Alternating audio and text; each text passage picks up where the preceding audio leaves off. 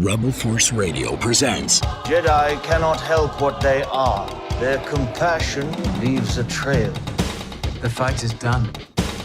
We lost. Stay hidden. Where is he? This is the RFR Obi-Wan Kenobi After Show. After Show.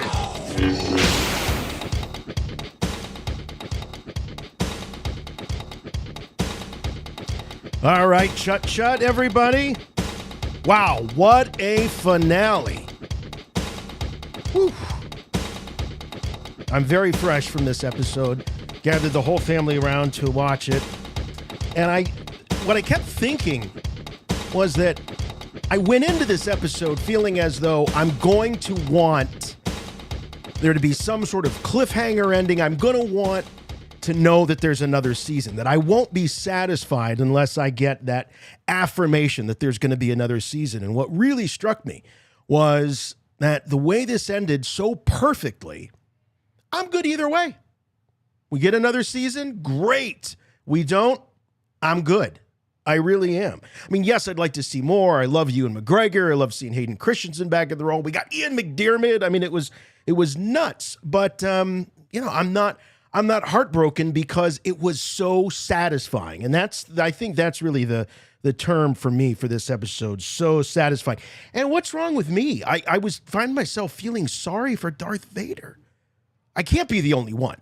Or I'm a psychopath. I don't know. But anyway, we're going to break it all down for you. All 6 episodes are on the table for this after show. Obviously, we're going to give a lot of attention to part 6, which we're all just saw at some point today.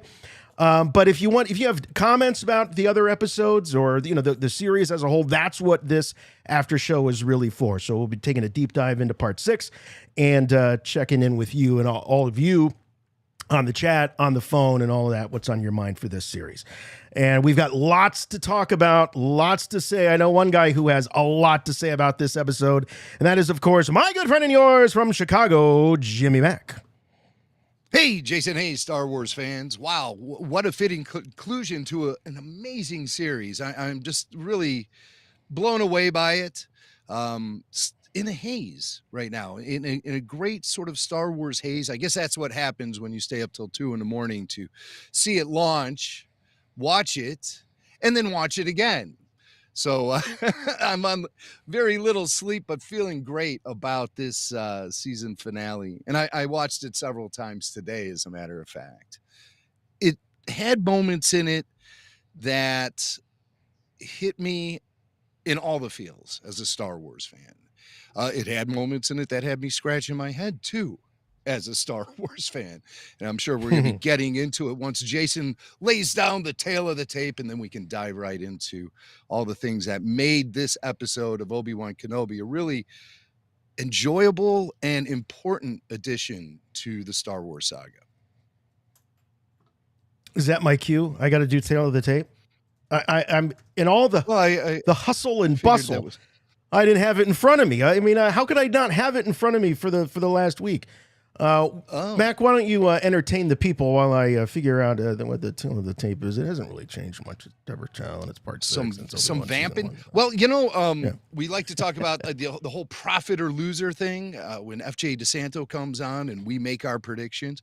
I think I made a couple of predictions that came true in this episode. One of them was this guy, Vader.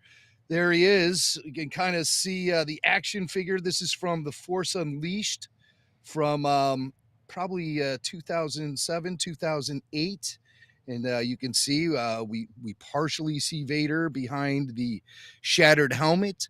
It's something that we saw in the season finale of Obi-Wan Kenobi as well. And I thought it was really appropriate because I wanted to see Vader and Ben have an eye-to-eye conversation. There was a lot of yeah, and I saw people. There was a lot of air on that Facebook needed to in be particular. cleared, Yes, and I saw people in particular trying to sort of take you to task for that. They're like, "Oh, Jimmy Mack, I don't want to see a conversation. I don't want to see Darth Vader, having a conversation." But I knew what you meant. You wanted to hear some dialogue, some exchange. They have so much unresolved, hostility towards each other. Yeah, of course it's going to be done with a lightsaber blade and force powers and all that, but there's got to be some good communication there. And I think we got it. Mm-hmm. Yeah, and it's in the tradition of the Star Wars Rebels Season 2 finale when Ahsoka had her showdown with Vader. A lot of people are fond of pointing out online that Ahsoka took out one side of his helmet, Anakin or Obi-Wan took out the other side of the helmet, but it was only Luke Skywalker who could take off the full helmet. And I kind of like the rhythm, the way that kind of flows. I've heard some people criticizing the show for ripping off Dave Filoni, which I found pretty interesting. But Star Wars has always shown an ability to inspire. How did it rip off Dave Filoni? Well, because of the end of Season 2 of Rebels, with Ahsoka having that showdown with Vader and trying to plead to Anakin. Just Ahsoka didn't know Anakin the way Obi-Wan did. And so Ben could see through it, Ben could see through it. Ben got the answers he needed in this. Yes, he got the resolution. Yeah. He got, as Oprah might call it, closure. I think that's what he got. Yeah, he sure did. And it's, I know we're jumping right to the end, but who cares? This is the stuff that really we've all seen it. Hit me the most out of the episode was Ben Kenobi sort of getting resolution, washing his hands clean. He'd been carrying around the guilt and burden of creating Darth Vader for so long that Anakin Skywalker didn't want to see him get all the credit. So he let him know, hey man, you may think you made me, and it is true. It is true because Anakin was well on the way to becoming Darth Vader before he had that showdown with Obi-Wan Kenobi on Mustafar. He had already committed. By the time the showdown happens on Mustafar, it's too late. Obi-Wan doesn't realize this because Anakin's been deceptive up to that point. However, in this instance, Obi-Wan Kenobi leaves the duel knowing exactly where the two men stand. And that kind of cleans his sins because he thinks it's all because of him. He really does. He really did. All of this time, he was carrying that with him. And I think that's amazingly consistent for the character. That's how I've seen it in my head canon over the years. I just didn't really know it, I guess, Yeah. But to have it all just put out there in such a way like it was in the season finale was extremely fulfilling to me as someone who's been committed to the character moments more than anything with this show. Right. Yeah. Couldn't agree more. The fact is that it's entertaining me. It's keeping me thoroughly enthralled every minute. I'm never looking at my watch. In fact, if I'm having a thought about time at all during this show, it's, I hope it's not ready to end right now. I hope this isn't it. You kind of get that feeling. Let's do the tail of the tape.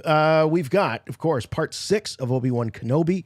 The series original air date, June 22nd, 2022. Season 1 of what may only be one season of this series, written by Joby Harold, Andrew Stanton, Hossein Amini, and Stuart Beatty, or Beatty. Take your pick. But anyway, let's get down to brass tacks here. This was an episode where they had a lot to do. We had a lot to get through and resolve. Some of it was resolved. I would say most of it was resolved. I think the big unresolved character here is Reva. I think her story is left really open. But I was surprised at how far they went with things like the fight on the Lars homestead, for example, and really seeing Beru and Owen as this kind of, fierce, weathered, couple that is that's capable, really capable of handling themselves. I mean, it's not something we necessarily we get it from Klieg. We don't really get it from the Owen and Beru of Episode 4, A New Hope. but we get that. Also, something that I think is really nice is that you really get to see the bond and the love that Owen really has for Luke. By the time you see him in episode 4, he's kind of grumpy. He's kind of irritated. He's got a teenager. He's got a teenager in the house that thinks he knows everything. Jimmy Mack knows a lot about this right now. He's got 2 that think they know everything. So we see that side of it. We don't see the side. We don't see everything that they have sacrificed and given up potentially to raise this boy. I really enjoyed that. I also, as far as like wrapping things up and getting them ready to tie into A New Hope, I really enjoyed the fact that it was Owen that took the step to introduce Obi-Wan to Luke. That it wasn't something that, that Obi-Wan wasn't just like creeping around wherever Luke went to school or something, and he'd see him, occasionally on his walk home. This felt like, through it all, Obi-Wan earned this. He earned the right to be invited into Luke's life in some capacity. That was great. And I'll start with that. You threw out 3 really interesting things there. You talked about the Reva story. You talked about the depiction of the Lars, and of course, the moment when Owen softens a bit and allows Ben to have some interaction with Luke. I'll start with that part. I was really looking forward to hearing what Ben was going to say to Luke. And when we just get, a chuckle with the hello there, and it was so well timed. I mean, it was so well timed. I really appreciated that, that's been getting hit us. Oh, it's been hitting us over the head as a meme. And that could be a little tiresome, but to see the way that they executed the one line that a lot of people wanted to hear in this show, I think they couldn't have done a better job. But I really wanted to hear what Ben was going to say to Luke, because I was on this real high after, for me, the emotional rush came when Ben was talking to little Leia about her parents and talking about the qualities she has that reflect who her parents were, and with the John Williams Princess Leia theme playing underneath it. So well done. And I just really got the feels with that one. So I was like, wow, we had the moment with Leia. Now we're going to have it again with Luke, and all we get is hello there. And that was fine. I'm fine with that. I'm absolutely fine with that. We can fill in the blanks and think about what Ben may have said after hello there. That's fine. It was just such an emotional rush, that talk he had with Leia. And I was very surprised to see Owen soften up and allow Ben to have that moment with Luke, especially when he greets him. He said, you said you were going to keep your distance. He's like, I'm going to, after I poke around for a little while. But so I love that moment. Now, Reva, here's some things that really bother me about the Reva story. I think it's real crummy storytelling going on with Reva. We get her return to action following the episode where she takes a lightsaber right through the stomach and it protrudes out her back, clearly slicing her spine in half. How she even gets up to walk out of that. Could have been a little to the left or a little to the right of the spine. Could have missed the spine. Yeah. I'm that I have Obviously. to go with, I have no, I have no problem running with that idea because I got nothing. The storytellers didn't give us jack. They didn't give us a single bit of exposition about how she could have survived that. Same thing with the Grand Inquisitor. So it happened twice in the same If we series. weren't watching late night talk shows, we wouldn't have known about Grand Inquisitor's 2 stomachs. Yes. The 2 stomachs thing. I mean, it doesn't even come up in the show. So it's like just totally ridiculous. So now it's become a thing where people can take lightsabers right through their midsections and survive. And that's really outside of the consistency that has been given to us about how lightsabers work over the years. Well, it doesn't matter what the medium is. We saw Qui-Gon Jinn himself take a lightsaber to the stomach. And everyone in that theater knew he wasn't going to survive. And guess what? He didn't survive. Well, maybe they should have checked his pulse one last time before they lit that bonfire with him as the main kindling, maybe. Yeah, hopefully they let him, lay in state there for a while just to be sure, like they used to in the old days, before they knew what comas were. So I've been very forgiving of the Reva character throughout this whole series because I recognized her as an emerging character. And it disappoints me that this series has ended with her character still emerging. Lots of questions about this character. How could Ben let her just walk away? Because she showed restraint and didn't kill Luke Skywalker, returned him to his family, and has a breakdown in the middle of the desert. And that's good enough for Ben, just to let this sadistic maniac go back out on the street, while she left her lightsaber behind. But she knows about Luke. And what does she know about Luke? That's never explained in this at all. Well, that's the question. What does she know about I have to assume that she does know that Luke Skywalker is the son of Anakin. Maybe it's just the last name itself, Sure, she saw that transmission, and really only like 4 words. Well, how does she know his last name?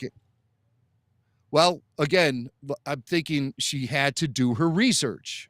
That has to be. But I mean, there's so just gaping holes in the Reva story. Okay, and I'm very, very disappointed by that. Very disappointed by that. And again, she's an emerging character. We will be seeing more of Reva. Guarantee it. I guarantee it. We'll be seeing more. I think it was a last minute decision. I don't think the character of Reva was supposed to live. Because it's a very inconvenient loose end. For her to go, I mean, look, it's not uncommon, for a character to turn face, for a character to be redeemed.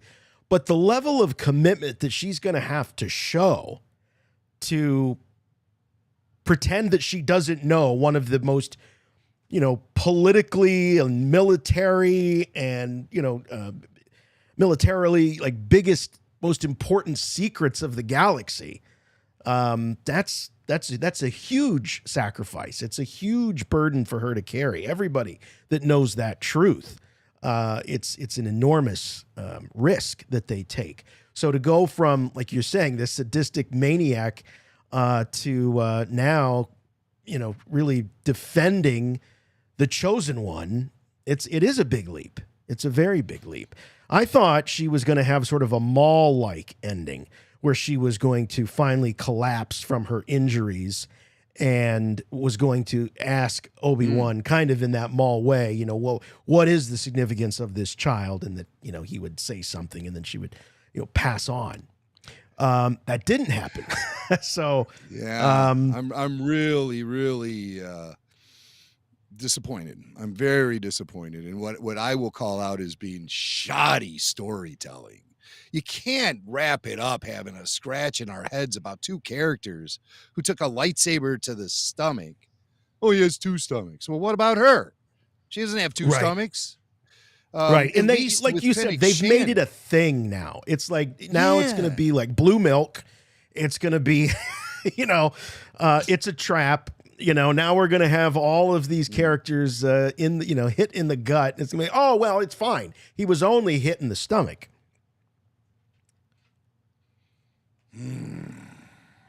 Yeah. I just don't all right. Hey, let's get the fallout of something like this. The fallout of something like this too. They told Luke that it was Tusken Raiders invading the homestead, and it wasn't. It was an Inquisitor. So how do they explain that to Luke? Did Luke even see the lightsaber in action? Reva comes into that door, and Aunt Beru smacks her in the face and goes, "Run, Luke!" And Luke's already up the ladder. So he had his back to that stuff as it was happening. But I mean, he could have taken a little glimpse. Oh my God, no, but I mean, look, the idea was to not completely terrify the kid, but to give him a sense of, look, this is serious. It's, this is dangerous. It's Tusken Raiders. Well, Nothing we can't handle. And she was never supposed to get past Owen.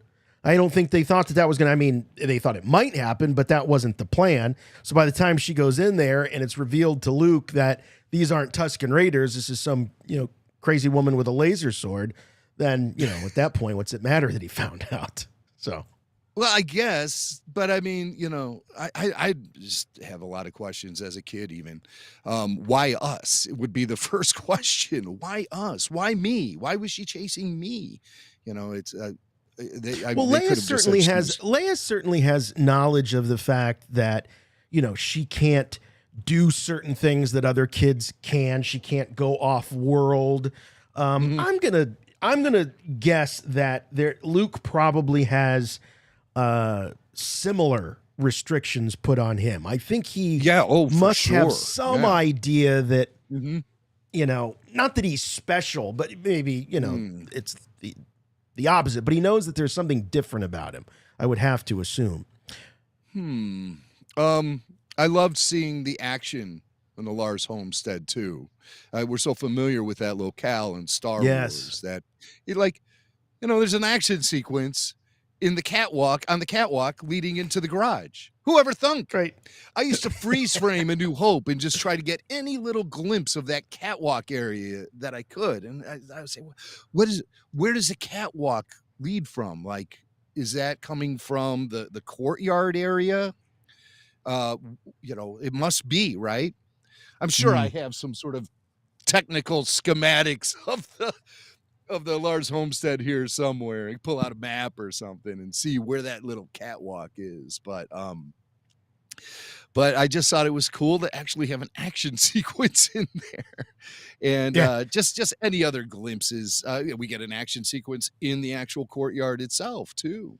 And they made Beru a badass. I'm fine with that. This is a frontier family.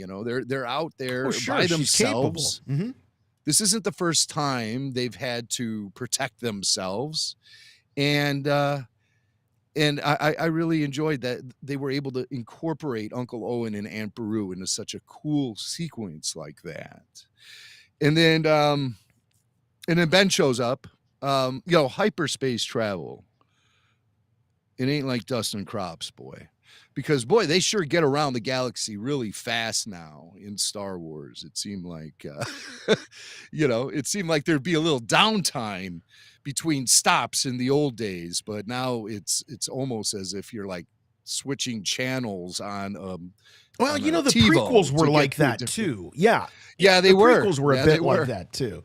Especially in episode 2. And 3, I mean, they just, they get the Mustafar pretty quickly, It's like, there's a tremor in the Force. Anakin Skywalker's up to no good. So they're at Mustafar like 5 minutes later. And I might think that still mopping up, Yeah, I mean, I'd say that, perhaps some of the reasons that the Falcon and Luke, Han said that, he says to Ben in the cantina, and he says, no Imperial entanglements. He's like, well, that's the real trick. It's going to cost. So maybe it's cruising around hyperspace, but doing it in such a way that you don't draw attention from the Empire. Whereas what we're seeing is desperation. Got to get there,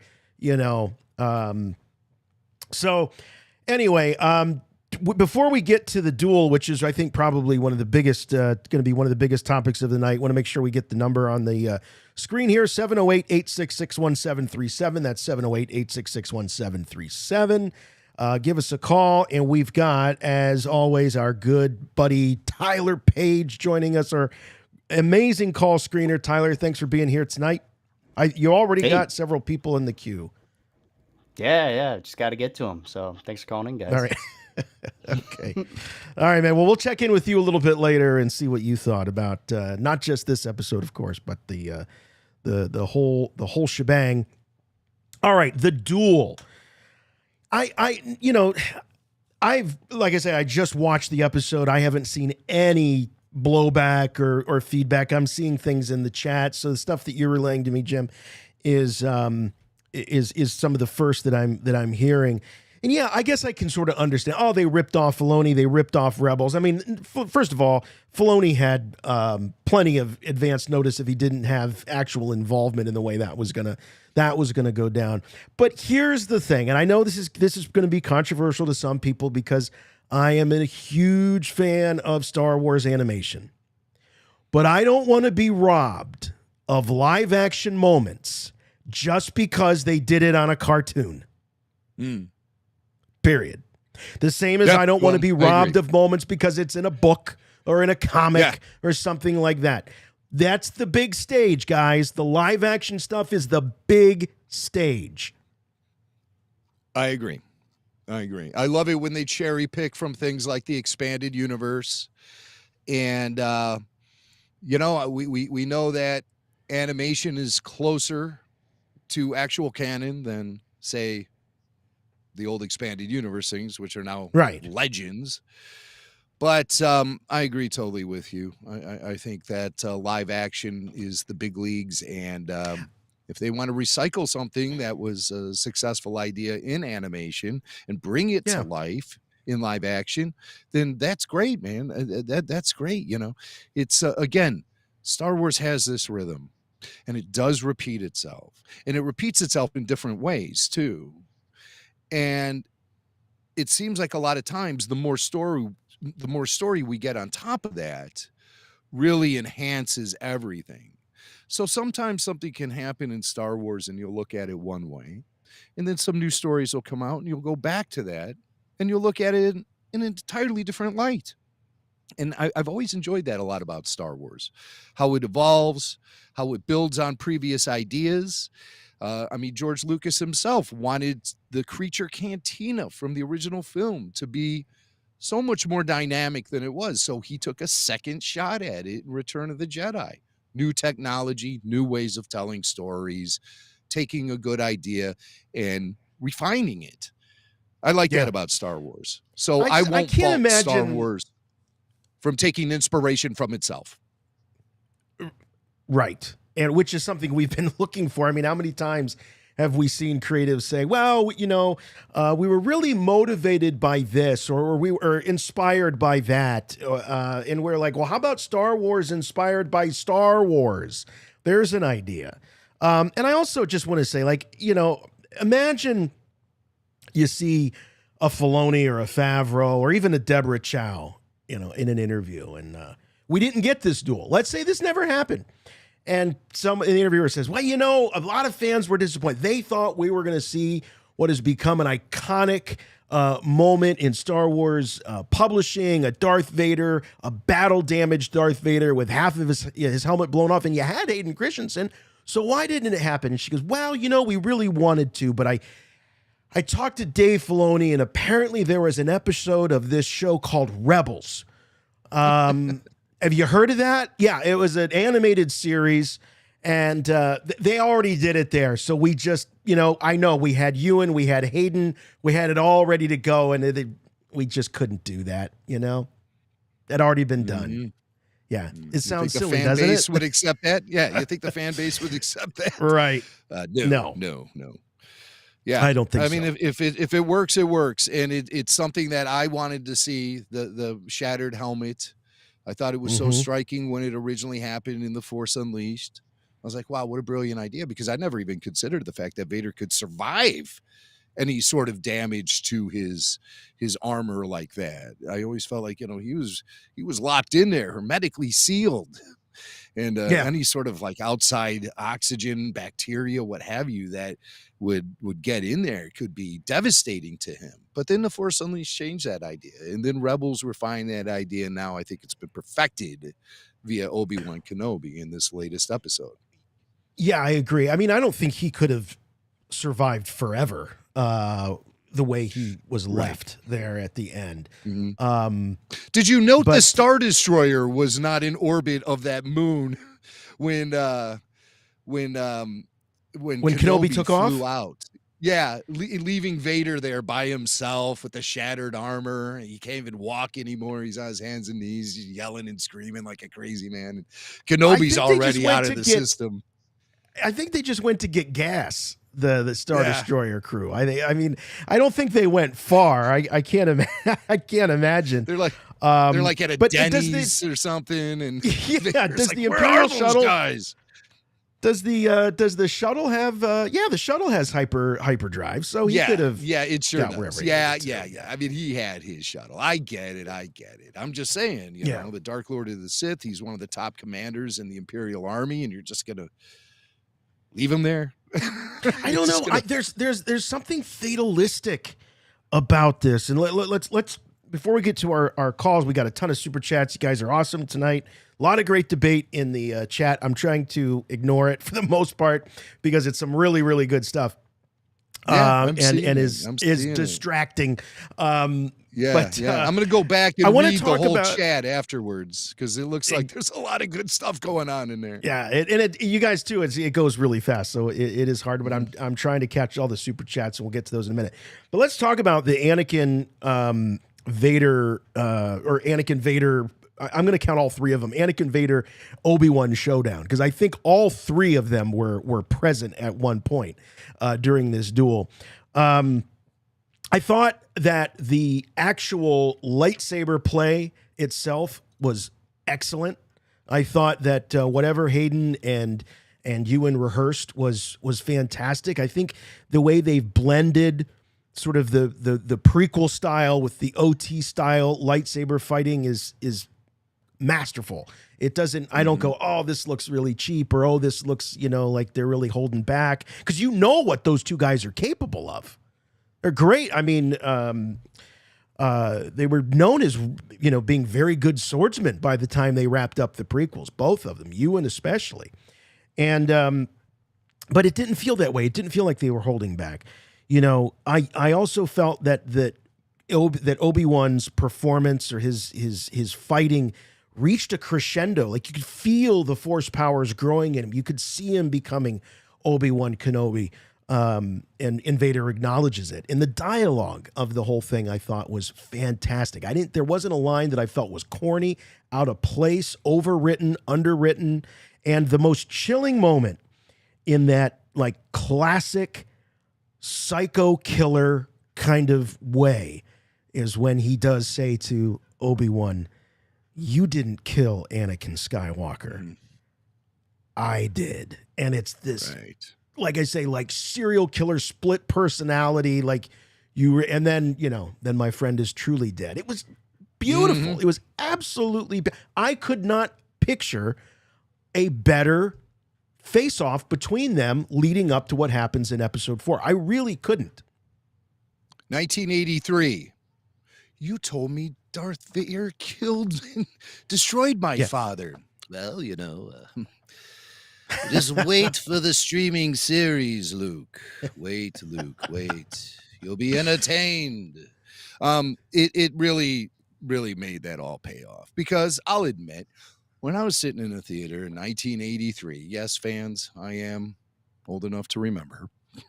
I was there and really on the edge of my seat when the spirit of Ben Kenobi appeared on Dagobah, because it's like, okay, we're going to get some answers here, finally. And so Luke right away says, "You told me Darth Vader killed my father. Certain point of view." And I was like, and Luke says it, a certain point of view. And that's how I felt as an audience member. Like, come on, a certain point of view. But then that kind of became sort of this theme to Star Wars. And we noticed a certain point of view was actually kind of a prevalent way of telling Star Wars stories going into the future, into things like the prequels and the Clone Wars and all that stuff. A lot of things could be excused by a certain point of view, Yeah. And when I say excused, I mean mistakes or laziness with the script writing or oversights in the storytelling. So I'm hoping we get some of that with Reva and some of the certain point of view concerning her character and her survival of the lightsaber blade through the gut. I hope that we'll get some sort of solid explanation for that. But I think I got a really satisfying and fulfilling explanation for Obi-Wan Kenobi's certain point of view about Anakin Skywalker dying. Yes. And this is something I think Yes. is so important to the character and something I've held on to for a long time. When does he become Darth Vader? And I've always said it was when he says no upon learning of Padme's death. But, and people have argued with me over the years. I remember back in the days when we were with Rebel Scum and we'd have arguments with guys like Dave Myatt and stuff about this. And why Dave Myatt? Because Dave Myatt is the guy who convinced Hasbro to change the name of the Anakin Skywalker action figure from the end of Revenge of the Sith.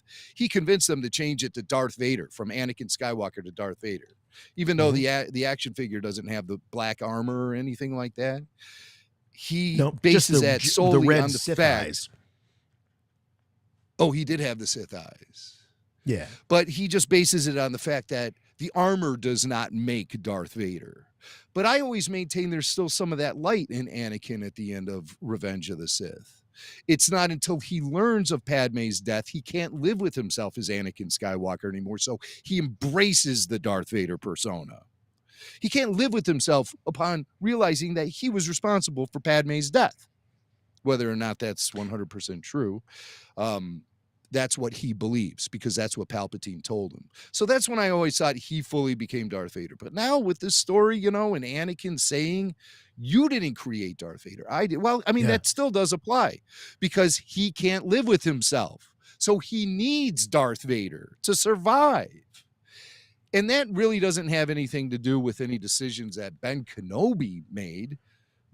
Obi-Wan, he showed up on Mustafar, and that sent Anakin into a rage, and he choked, he crushed the trachea of the love of his life, and she collapsed.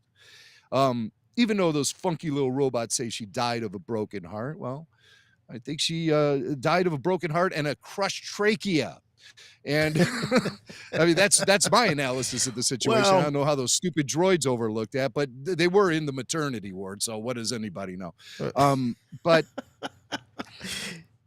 they weren't exactly working in the trauma unit. They were delivering that's babies. That's what I mean by that. Yeah. They were focused on a different part of the body altogether, is what I'm saying.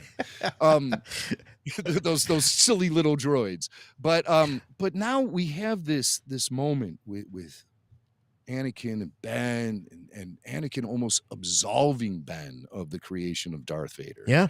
Saying, no, that's totally me, man. That's totally me. Well, when did that process start? Well, it obviously started when he jumped into the Mace Windu duel and chopped off Windu's hand, and Palpatine sent him out the window. I mean, that was a big step in committing to the dark side of the Force. Order 66, a huge step. Going to kill the younglings at the temple. Oh my God. And I love that this show is really focused on the ramifications of what Anakin did at the Jedi Temple. Yes. Too. Just so that doesn't get forgotten with all the other Jedi. And that's what makes Reva really important. Now, we can debate about how they resolved the character, didn't resolve the character, her, being impaled and all that. But having that perspective of a youngling that somehow survived, next to Obi-Wan, who could have more hatred in their heart for Anakin Skywalker / Darth Vader than a character like Reva? So I thought it was really well played idea. She adds the real weight to the story of the Inquisitors, because none of the other Inquisitors, they're all just, in my mind, they're goons.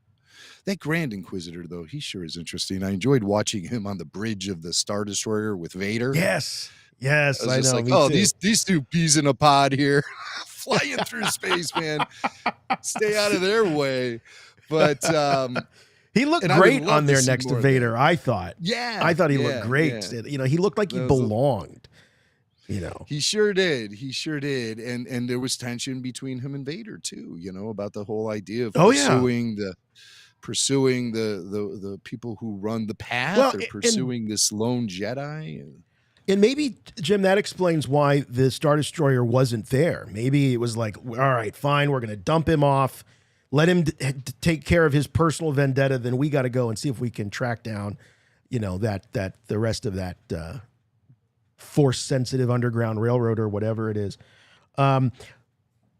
Want to go back, and we're going to get to the calls here in just a moment, but wanted to go back and talk about the when did Anakin become Darth Vader? Because I think there was a cue in a way, because I feel as though we saw the moment when he became Darth Vader. It was this whole not final duel, but this duel with Obi-Wan Kenobi, and then his conversation with Palpatine, because right.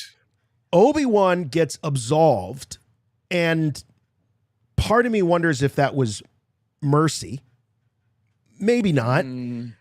But what I think it is Vader isn't going to be a victim of anybody. Vader is not a victim. That victimhood is weakness. There is no weakness in Vader. He chose this. He chose this, and when he says to Palpatine, basically, you're my only master. And remember, Anakin does, as Vader in this duel, does refer kind of sarcastically to Kenobi as master. But he says, you're the only, I only serve you, my master. And then the Imperial March plays.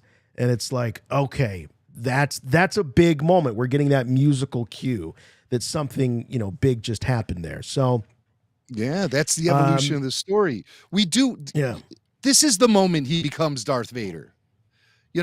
Sure, he'd been running around the galaxy killing Jedi for the last 10 years, and everybody calls him Lord Vader, but this is truly the moment when Anakin Skywalker gets eliminated, because that was the only thing keeping Anakin Skywalker alive, was the vendetta, the vengeance on Kenobi. Yes. That was such a strong connection to Anakin Skywalker.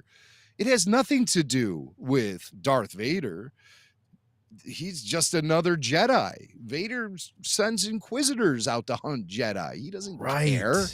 He's focused on the big picture. So you finally hear the Imperial March. The Imperial March, also known as Darth Vader's theme. Okay? So you get Vader fully committing now to the Empire and removing his own personal wants and desires off the table, and becoming a pure servant of his emperor, his Lord of the Sith, and completely eliminating the one thing that was still active in him from his lifestyle as Anakin Skywalker, was this relationship with Obi-Wan Kenobi. Yes. And he refers to him as master and all this stuff. That's Anakin Skywalker talk. That's the right last there. thing. That is the last tube in the respirator that is keeping Anakin Skywalker alive. And so he's getting closure in this like sick and twisted way.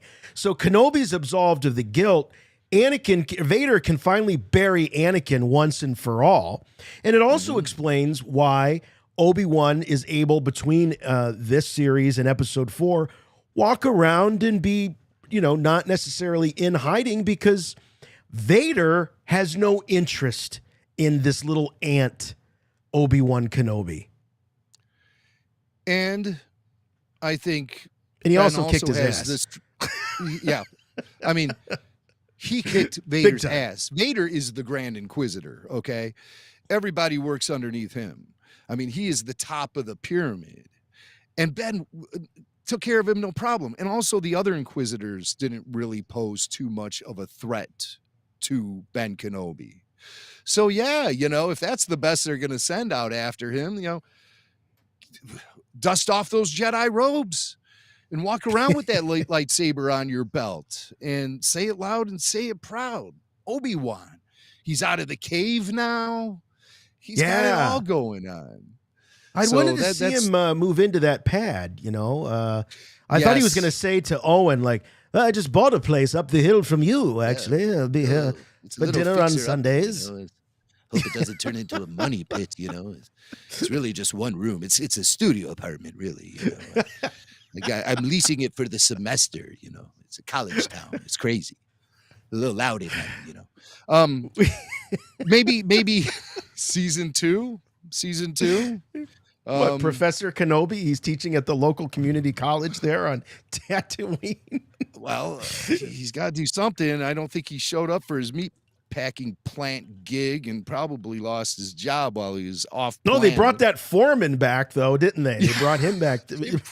Little John. Little John, right. Or if they ever make a new live action Popeye movie, he would be a great Bluto or Brutus. Or yeah, right. He just had that look. He had that Popeye town look to him. But wow, before we get to the calls, do we want to talk about Leia a little bit too? Yeah, absolutely. Lots to talk about with Leia, her acceptance of her role, who she is, playing the part, but wants to change things, and Bail affirms her desire and says, let's change things together. So that's kind of a birth of the Leia that we will see and meet in A New Hope for sure. Yeah, in episode 3, she was still under the impression that the Empire wants to do good for the galaxy. Following this little adventure, I think her eyes have been opened to some harsh realities about the Empire. And she recognizes that her dad has a position and she has a position where they can maybe inflict change from the inside and make a difference that way. That all goes right out the window once the Death Star blows up Alderaan. But hey, it's good to dream, and it's just nice because it really does establish her as the character we run into then in A New Hope and everything. It really explains a lot of where her commitment and passion comes from. We see her in a role of leadership in this episode when they're just escaping the Star Destroyer, and she's trying to bring some comfort to the family there with the droid to try to distract them because they're scared, and she's not thinking about herself being scared. She's thinking about the other people around her. She's already displaying all of the traits of a great leader. And then we also, on top of that, get her seeing, unfortunately, some of the truths about the Empire and how they can't be trusted, and they're up to a lot of no good. And so that really does a lot to establish her as a character. Did you notice when she says that line to Ben, she goes, "Will I ever see you again?" She delivered it almost note by note perfectly, the way Jake Lloyd delivered that line in episode 1. It was almost as if they showed her that and said, do an impersonation of this kid saying that line. Will I ever see you again? I mean, it's just like, whoa. I'm sure that was intentional. I can't be the only one seeing this. Yeah. So, a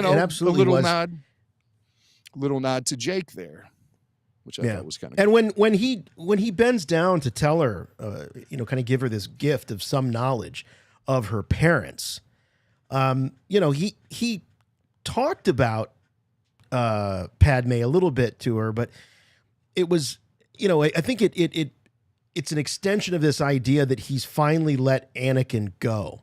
Anakin is dead. He has, whether the body is still there, the mind, everything that made Anakin in his estimation is dead. So he can finally now talk to this little girl about his friend Anakin Skywalker. And so I think that's a big moment. That's when he accepts that he is dead, and it gives me I think a lot more compassion for his in a certain point of view, like you were saying just a little bit ago. That's coping for him. He has to accept the death of Anakin Skywalker. He can't be thinking about his best buddy being, walking around and doing all the terrible things that he's doing every day. You can't live that way. At first, he was carrying the burden of thinking he killed his best friend. And then realizing that Anakin survived and had become Darth Vader. Now he's living with the burden that he didn't kill his best friend. He created this terrible force of nature, and it's now been unleashed on the galaxy. And families are getting murdered, kids' neck getting snapped, and all happens right in front of Ben Kenobi. He has to feel the guilt of all of those deaths now. And so while it gets amped up so much to him, what does he do? He apologizes to this maniac who's trying to kill him, who buried him. and now he's apologizing to him. And then he gets resolved, saying, realizing maybe I have nothing to really apologize for. Maybe I was just in the crappiest situation you could be in, and I'm lucky to survive. I think that's Ben Kenobi on the other end now, as he's riding around his EOP on Tatooine. Well, I do want to pose Jason. this. Yeah, no, it's okay. I do want to pose this question because I think this is the $6 million question about this series, and it's bigger than Reva. How did she not die? How did the Inquisitor not die? Grand Inquisitor, all of that. And that is, why did Ben Kenobi, Obi-Wan, not finish the job once again?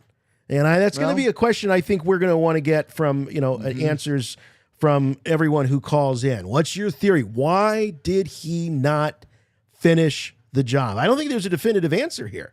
Could be a lot of theories, but I don't think there's anything definitive. I could give you my theory.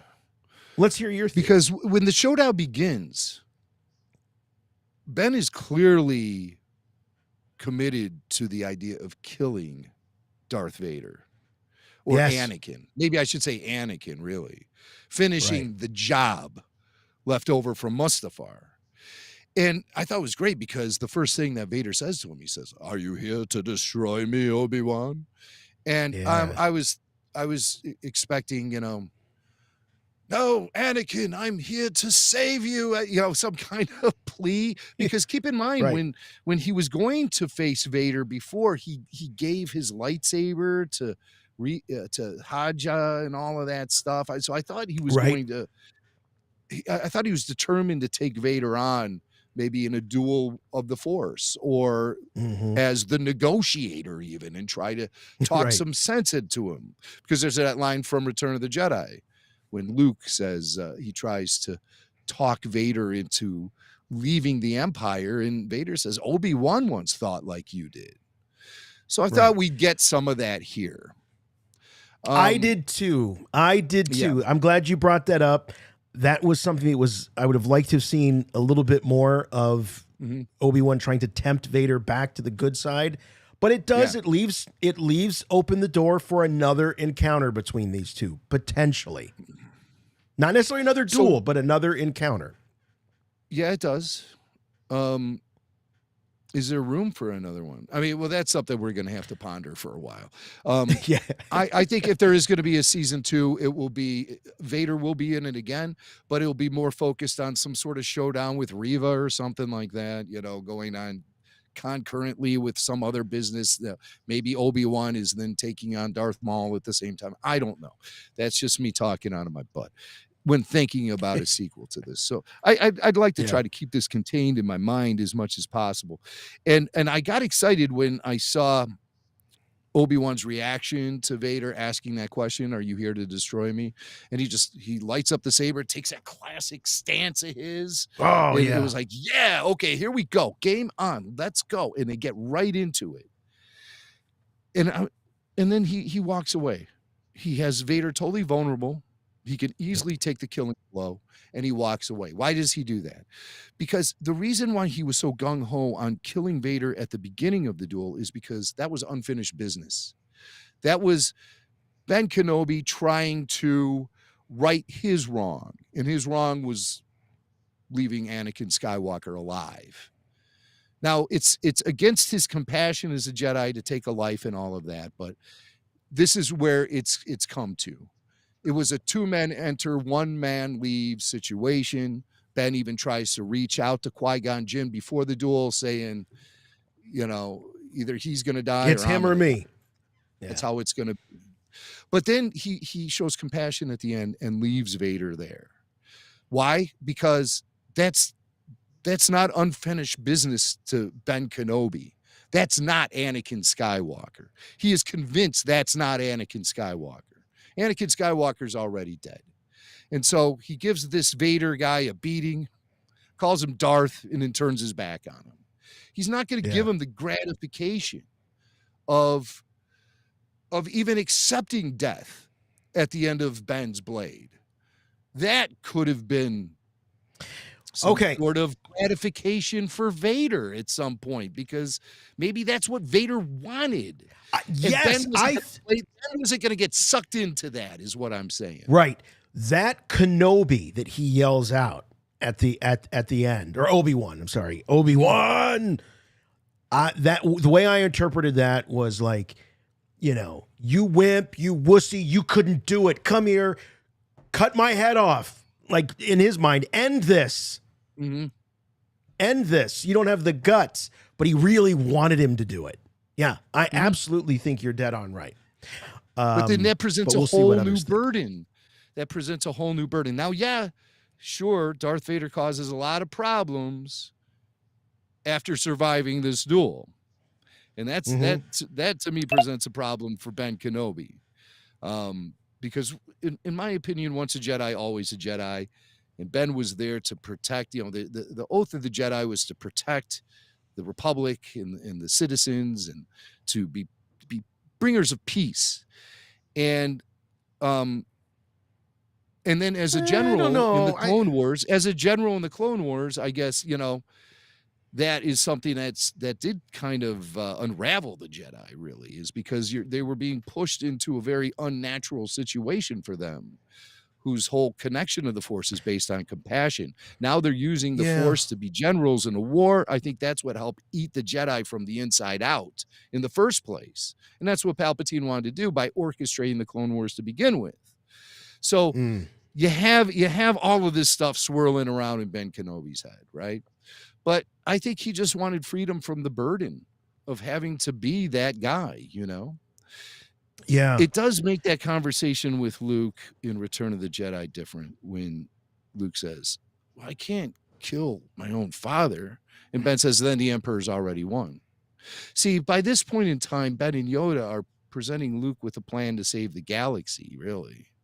And it has nothing, but Luke is more focused on redeeming his father. Well, yeah. So it gets confusing. But, and the other thing too, Bail Organa, you get the sense that up until episode 4, when the Emperor dissolves the Senate, that there were probably a lot of people that still thought, well, nothing's all that different. So they call it an empire now. It used to be a republic. It's fine. I think probably a lot of them thought they could just sort of get along. I mean, Bail Organa says to Kenobi that the Empire is getting more and more out of control.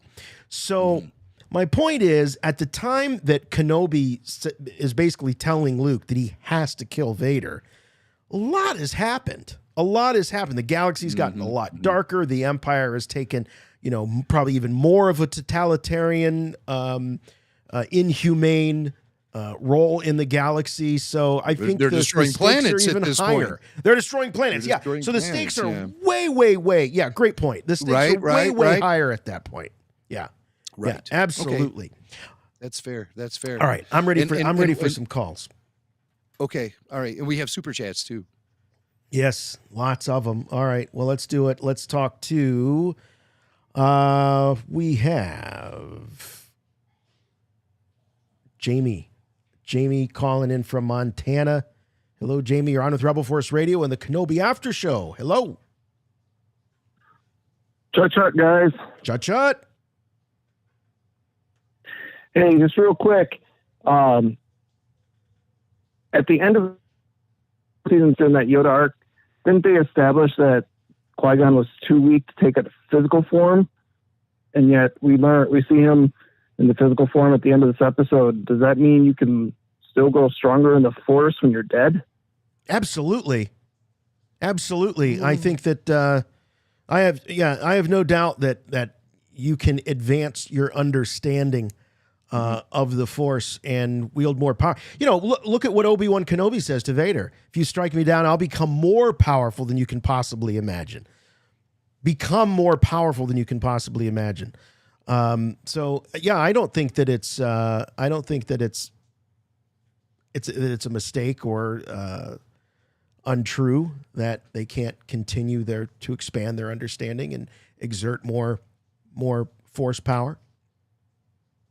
I think it depends on how much they've trained. That's kind of where I was they were thinking, but I alive. wasn't I think they. One second, caller. I think it's established that they have to study this kind of discipline to be able to become a Force ghost. It's something you have to learn while you're alive. And Qui-Gon is the first one who is able to break through to that. And what it also requires is it's like strong connections on both ends of a phone call. You need to have a powerful Force user who's tapping into the living Force to unleash the cosmic Force then. So you have Yoda, who is sitting there meditating during episode 2, Attack of the Clones. He's sitting there meditating. All of a sudden he hears Qui-Gon's voice. He's like, what the hell? They downplay that so much in the film. I wish they would have shown a more expressive Yoda, like acting really like, oh my God, what's going on here? Like he turns on the lights and opens up the drapes and stuff, or something. But he just kind of accepts that he's hearing Qui-Gon's voice.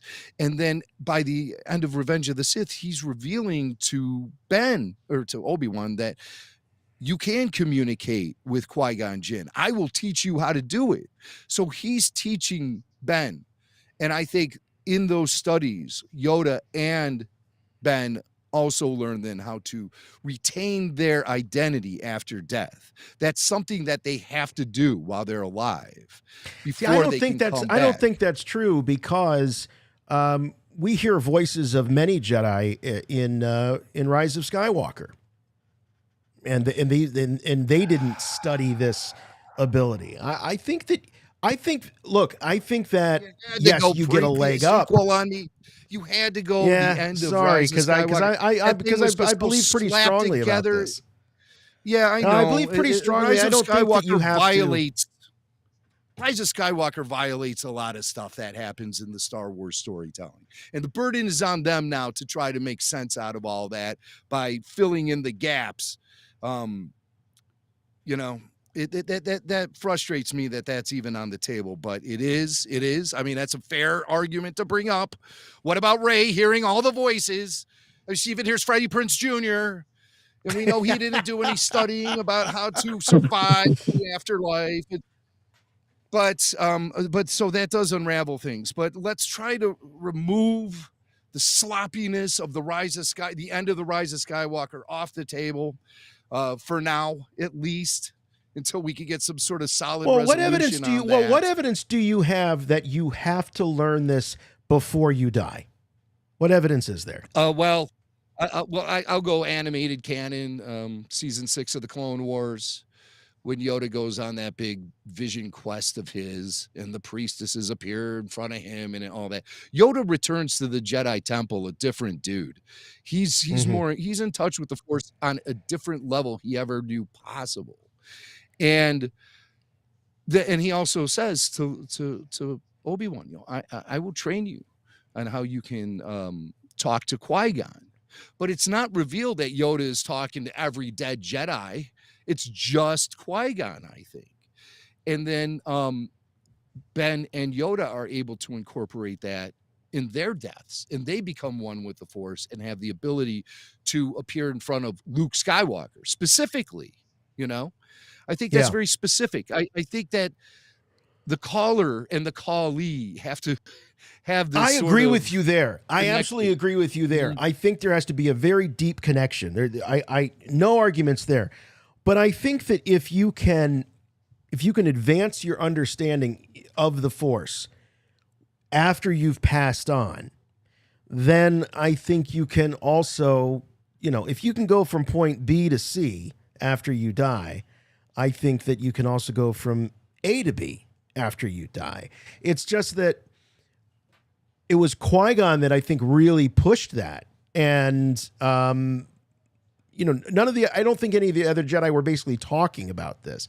So it's unique to that line of Yoda, Qui-Gon, and Obi-Wan, and then Anakin. I mean, look, we could talk about Anakin too. How the hell did Anakin do it? Yeah. Well, You know? I give him chosen one grandfather clause. It's just like he's the chosen one.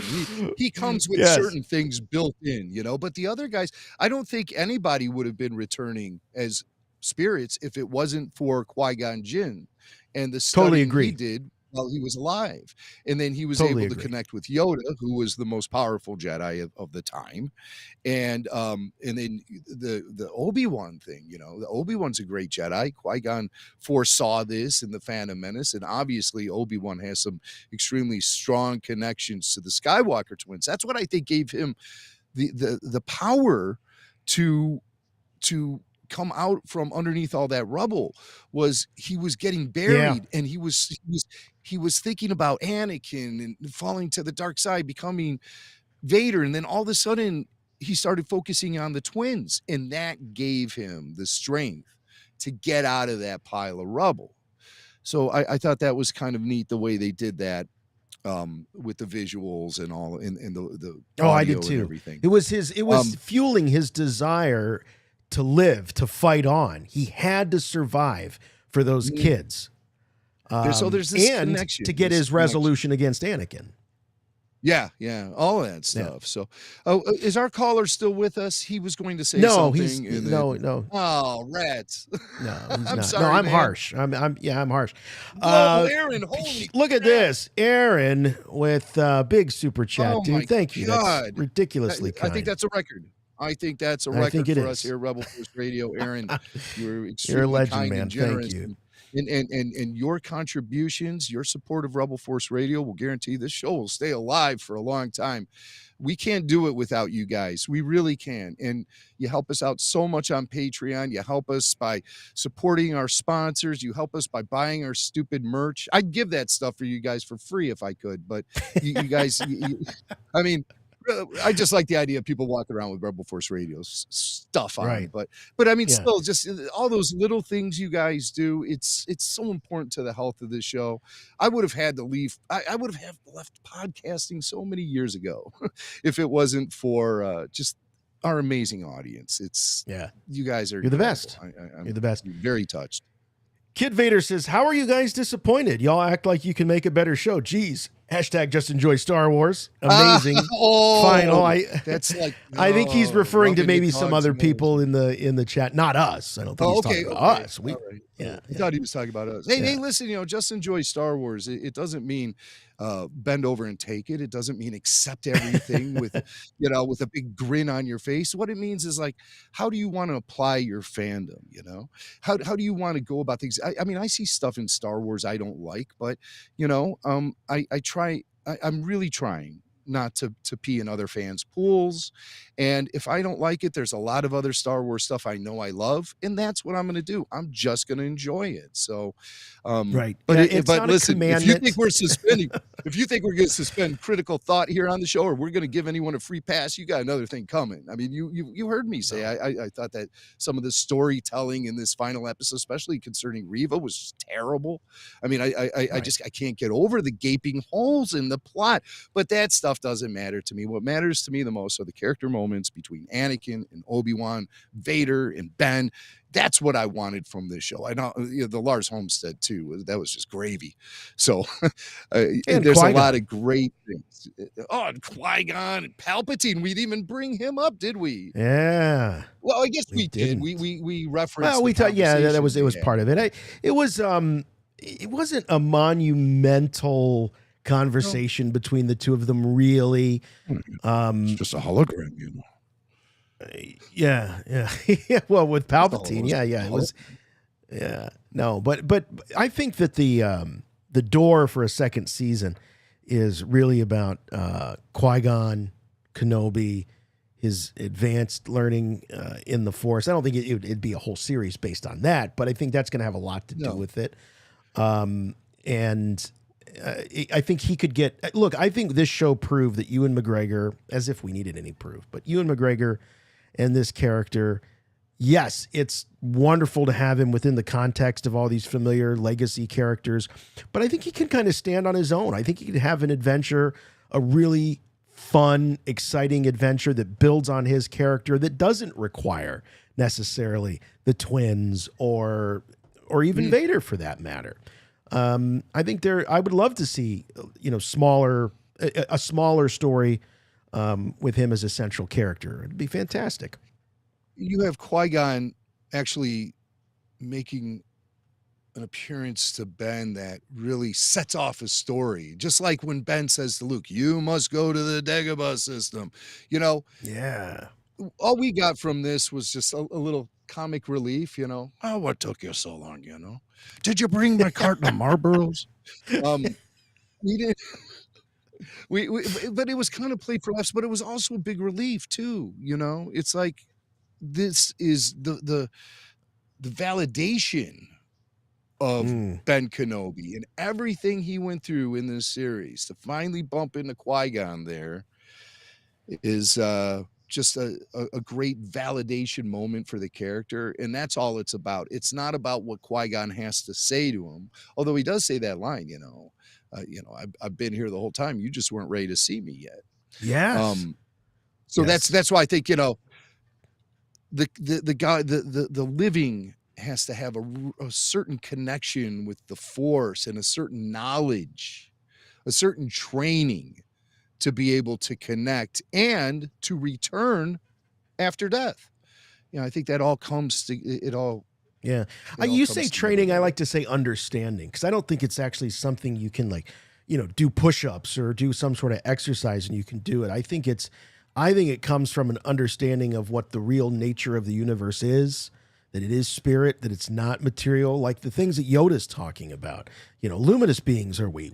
He's not saying that we become luminous beings. He's saying we're always been luminous beings, not this crude matter. So I think that's for me, it's more about understanding the true nature of the galaxy, of the universe, as opposed to like it's another Jedi trick or another Jedi skill. I consider Yoda at that point to be Qui-Gon's Padawan, because Yoda is taking lessons from Qui-Gon and learning about how to become immortal as a Jedi and all this stuff. The spirit of Qui-Gon is Yoda's master, and Yoda is the apprentice to the spirit of Qui-Gon. And I do love the line that Qui-Gon has to Obi-Wan when he says, we still have some distance to go. We still have a way to go before, like your journey is not over. You're not getting put out to pasture here. It's just beginning in some ways.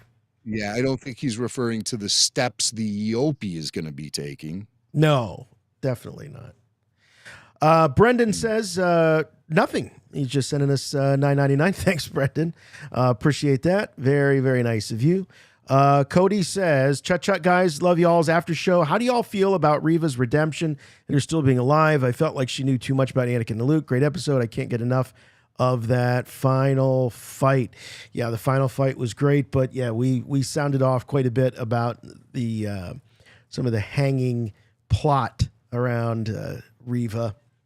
And I do think that she's way too dangerous to have that information and be kept alive. I think she's way too much of a liability. Well, Kathy Kennedy said that they're treating this stuff like one big expansive story. So I think Reva's going to show up. Is it going to be in season 2 of Kenobi? Is it going to be season 3 of The Mandalorian? I don't know, but she's going to be in Andor. Is she going to be in Andor? I think that O'Shea Jackson Jr. will be in Andor. Yeah. They're clearly setting him up to be some sort of presence in the rebellion, a leader of some sort. Roken. Yeah, I agree. Roken. Thank you. Roken, yeah, he's somebody. You get a sense that you're seeing the birth of an important emerging character there. Bjorn says, did Liam Neeson just forget to show up on set till the last day? How could they relegate such an important story point to a glorified cameo? The more I think, the more I am disappointed by this show. Oh, Bjorn, sorry to hear that, but I get it. I understand. I would have liked to have seen more Qui-Gon, for sure. I'd have liked to have seen I didn't expect to see the spirit of Qui-Gon.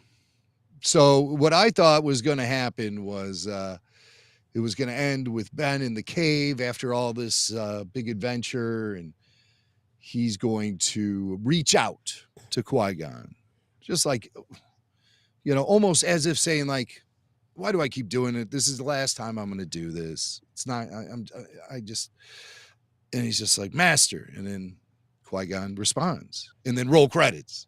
So Right. I think we got more than I was actually expecting.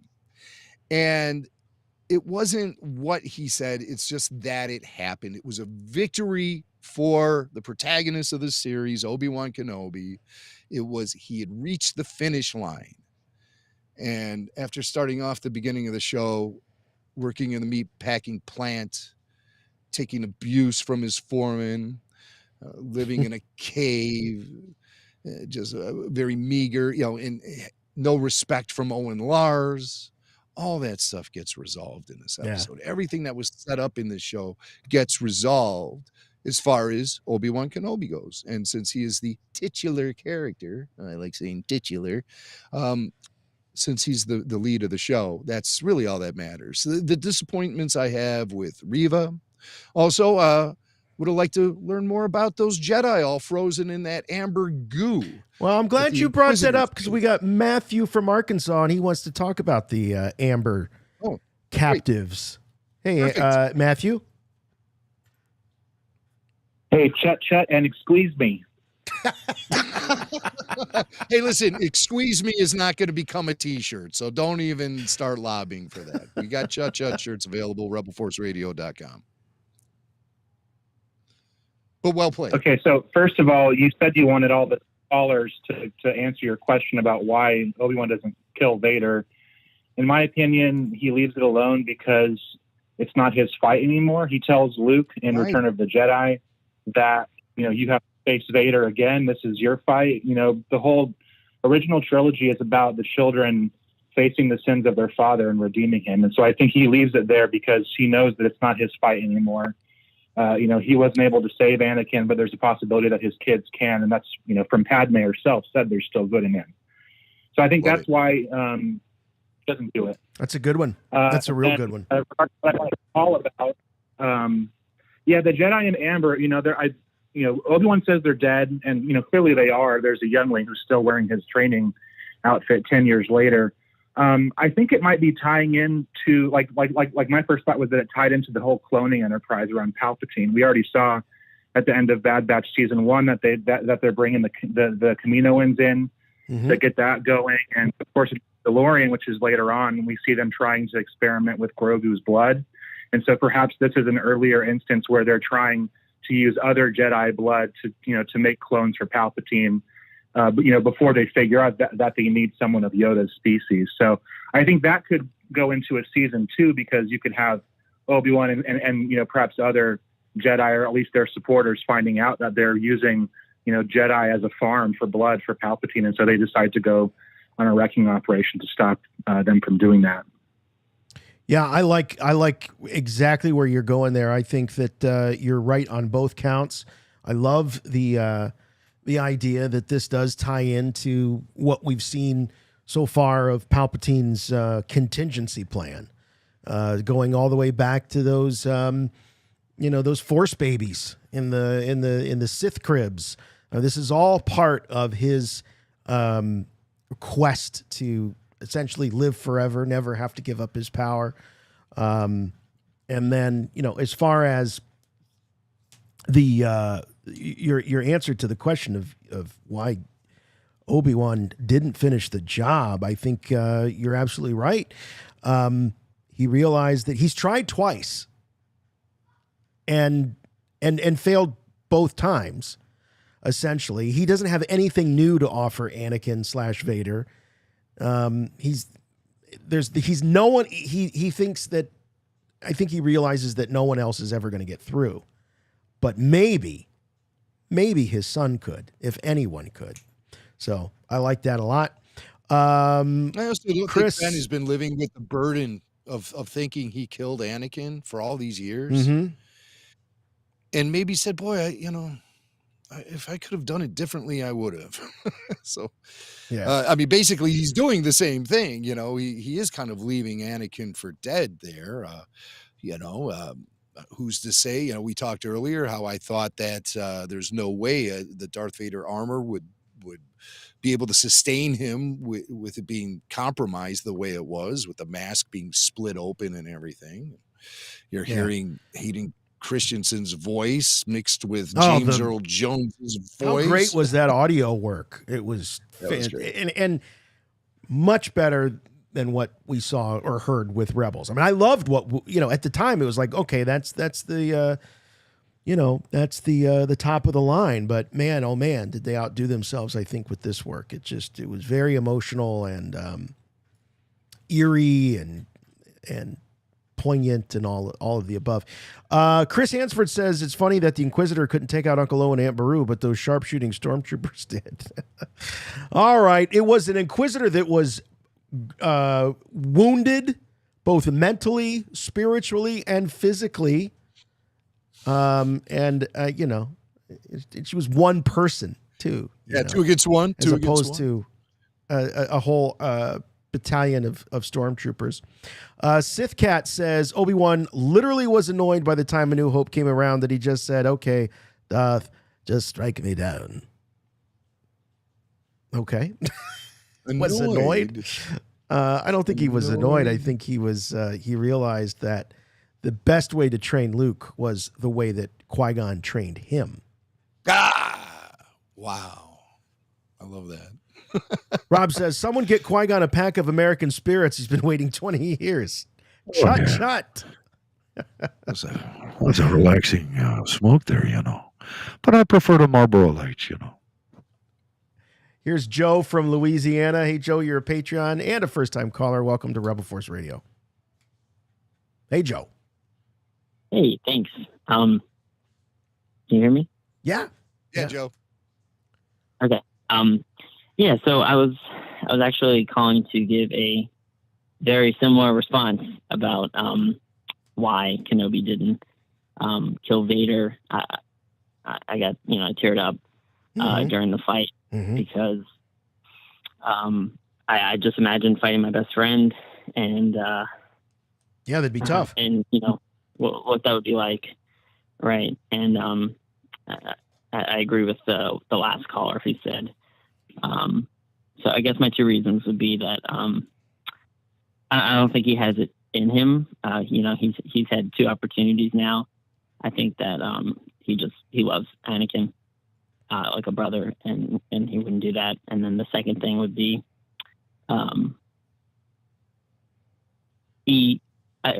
like you said, Jason, he trusts the will of the Force, and he knows that he can't get through. Yeah. Yeah. And it's a brick wall. That was, but right. But I don't want to waste my first time call. So I can't believe I'm using my first time call on this. But why? This is. I mean, of all the questions in Star Wars, I mean, this is certainly in the top 5. It's pinnacle. Yes. This is well. We'll wait for the question I'm about to ask, Jason. Was that fight on Batuu? I saw was Black the Fire. Fight on Batuu? On Batuu? Did somebody say Batuu? Once I saw Artur on Batuu. It was oh yeah. That was just a little glimpse into what it was like hanging out at Galaxy's Edge with RFR a few weeks ago. A lot of Qui-Gon stuff, especially after we came out of the cantina, if I remember correctly. Oh, yeah, sure, you know.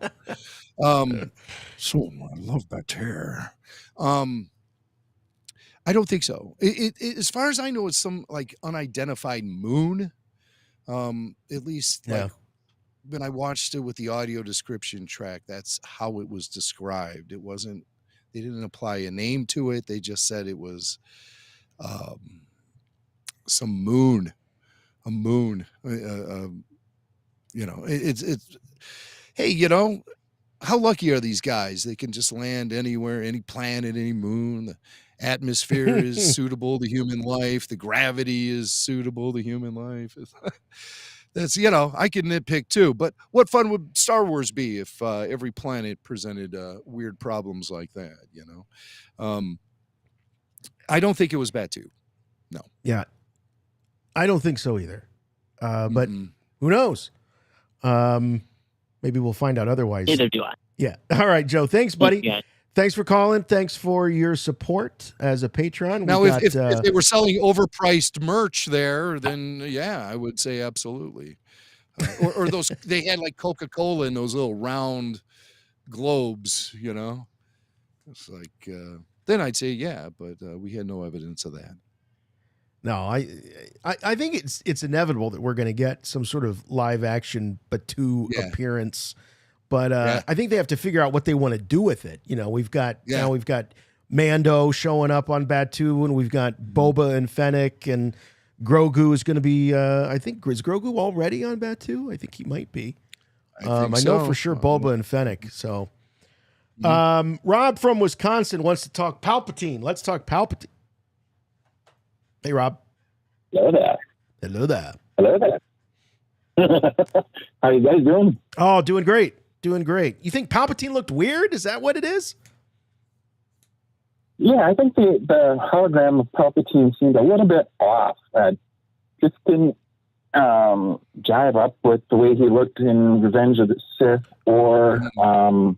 well, I'll tell you why. They CG'd the makeup on. In Empire Strikes Back. I think the makeup was entirely CG. I don't think there was any physical makeup on Ian McDiarmid. Yeah, that thought came to mind after somebody mentioned a comment in the chat about I'm ready for makeup.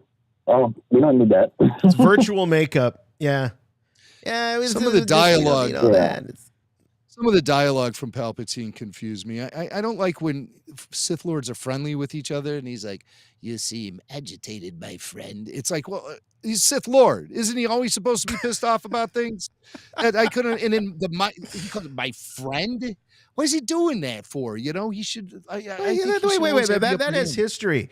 That is history of from the original trilogy. Arise, my friend. Yeah, he did that in Return of the Jedi. Yeah. My friend. My little. And they actually were pretty friendly with each other, and Anakin was still a Jedi Knight and stuff. So I get it, but it's just, I don't like friendly Sith Lords. I don't like Sith Lords with any sense of decorum or any kind of no manners. You don't want mannerly Sith Lords. Siths with hospitality. Welcome home, Lord Tyrannus. Well, that's the one that one drove me crazy. Welcome home, Lord Tyrannus. It's like, what is? I mean, there's it's like he just returned to. I don't know. It just seemed too familiar, too friendly for Sith Lords to me. I want Sith to be evil all the time, but I guess it gets to be kind of a burden to be angry and mean all the time. I mean, Lord knows, and I've tried. Bore. Yeah, it gets boring. You're pretty good at it. You're pretty good at it. No, I stopped watching cable news, and that really helped. Altogether. Maybe that's Vader's problem. Yeah, maybe he spends too much time in front of the TV. Another thing I wanted to mention was the fact that we had this appearance by Qui-Gon at the end, and there's no credits at the end for Liam Neeson. Well, I think that was just done to preserve the secrecy. Yeah, then he get the per diem. Well, the check hasn't cleared. What am I gonna do with these cheap bastards? No, I think. I don't know. I just showed up on the set there, and I didn't want the security to drag me off. Hey, there's only one Qui-Gon here, all right? And it ain't you. I'll show you no color. The Sith hospitality is not part of my routine either. Clearly, I should be talking to my guests that way, but I think it was purely to preserve the secrecy of him showing up at the very end. I mean, how many people have been asking Liam Neeson as he's out talking about his latest film where he's some vigilante trying to save his family from kidnappers. And they always ask him about coming back to Star Wars. Yeah, sure, I'd like to play Qui-Gon again, But he always had to be coy with them, almost to the point where they were telling people, don't ask him if he's going to be in Star Wars. And I know they were saying that because some interviewers actually said, well, I know I'm not supposed to ask you about the Obi-Wan Kenobi show or Star Wars, but would you like to do it if they asked you? You know, we used to twist around questions like that too sometimes when we'd be talking to people from the Clone Wars and whatnot. And occasionally they would say, don't ask these questions. You're still going with that Qui-Gon voice, huh? With me here. I'm here. Dude, it's like bringing a turkey to Thanksgiving dinner. You know what I mean? All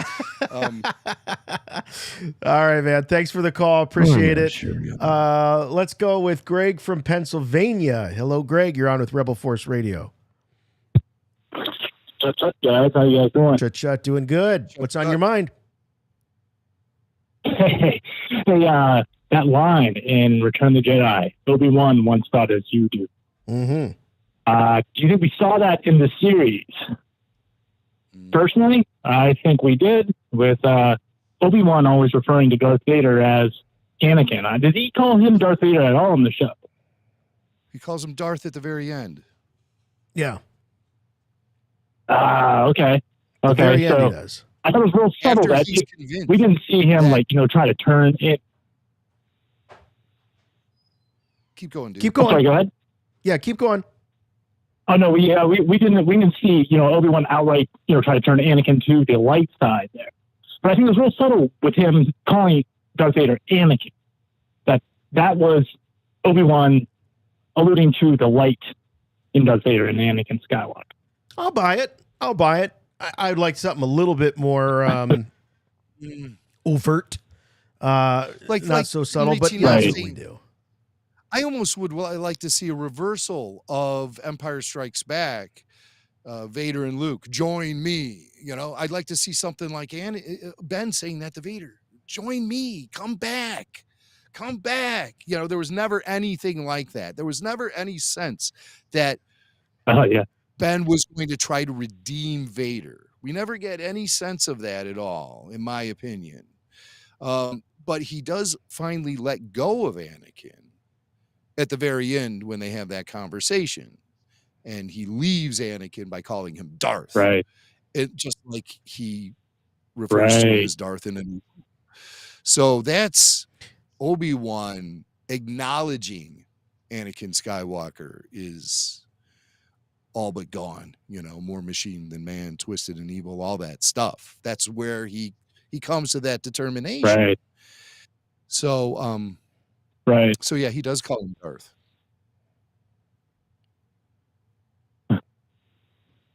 Will do. Well, okay. All right, man. Appreciate it. All right. We've got some more super chats here. Eddie says, could you share your thoughts on why Obi just won't finish him off both times? Yeah, I think we got to that a couple of times. Thanks for the question. He might have tuned in a little late, but you can go back and listen. All right. We talked about Watch that the a good replay. bit, but thank you, Eddie. Xavier says, Chut, I'm a new listener. This is my first time watching live. Well, thanks for the tip. I'm already a big fan. Love what you guys are doing for the community. Shout out to my big brother, Carlos, for putting me on. All right, Carlos, thanks for turning Xavier on to Rebel Force Radio. And thank you, Xavier, for hanging out with us. Yeah. Brad from Chicago says, can't call in since I'm showing someone Phantom Menace for the first time, but how rewarding was this episode as a prequel fan? My house screamed when Qui-Gon appeared. Yeah, we were all really excited in our house too. Yes, it's extremely rewarding if you're a prequel fan, but also if you're an original trilogy fan. I mean, you don't get. There were some. I know some of the. Some fans are a little disappointed with the setting. Now we've had two standoffs between Vader and Obi-Wan, and it's like, oh, I don't really like the planet. It's kind of boring and blah blah blah. I'll tell you what, there were some amazing, I thought, camera shots between during this duel, and these close-ups of the Ewan McGregor Obi-Wan, facing off against that iconic Darth Vader helmet, and the way the lighting was, and the light coming off of the lightsabers. I thought it was just absolutely beautiful. I thought I was I was dreaming through some of it. Like, this can't be happening. I can't be watching this.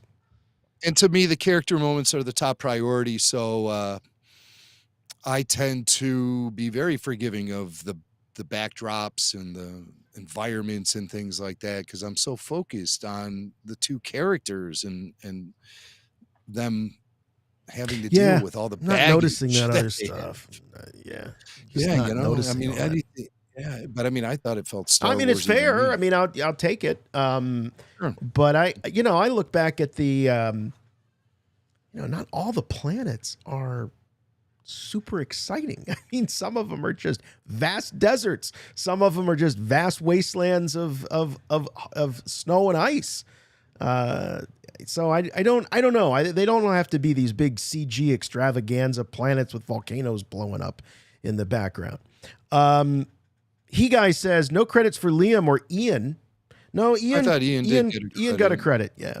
But Sam Witwer got a special thanks. Do you think he coached Hayden on how to yell at Obi-Wan in the desert? I don't know. Maybe he did. I don't know why Sam would have gotten a credit. I mean, Sam does all kinds of what he could have been a trooper. He could have been a number of things, some ADR work. A lot of those guys do that. So it could have been that. I don't think it was anything. And Sam knows his stuff too. Maybe he was acting as a consultant on the side or something for this final episode. Who knows? I mean, we certainly know that he understands the lore in a very much profoundly great way. Yeah. Jeff says when Vader buried Obi-Wan in the hole with rocks and he was looking down on Obi, you just knew he was saying to himself, yeah, who's got the high ground now? B.I., Thanks for all you guys do. On to Andor. Thanks, Jeff. I've been watching you in the chat over the, all these after shows, and you always keep things really positive and fun. And well, there's so many of you do, but Jeff's definitely a good one, always contributing well to the conversation.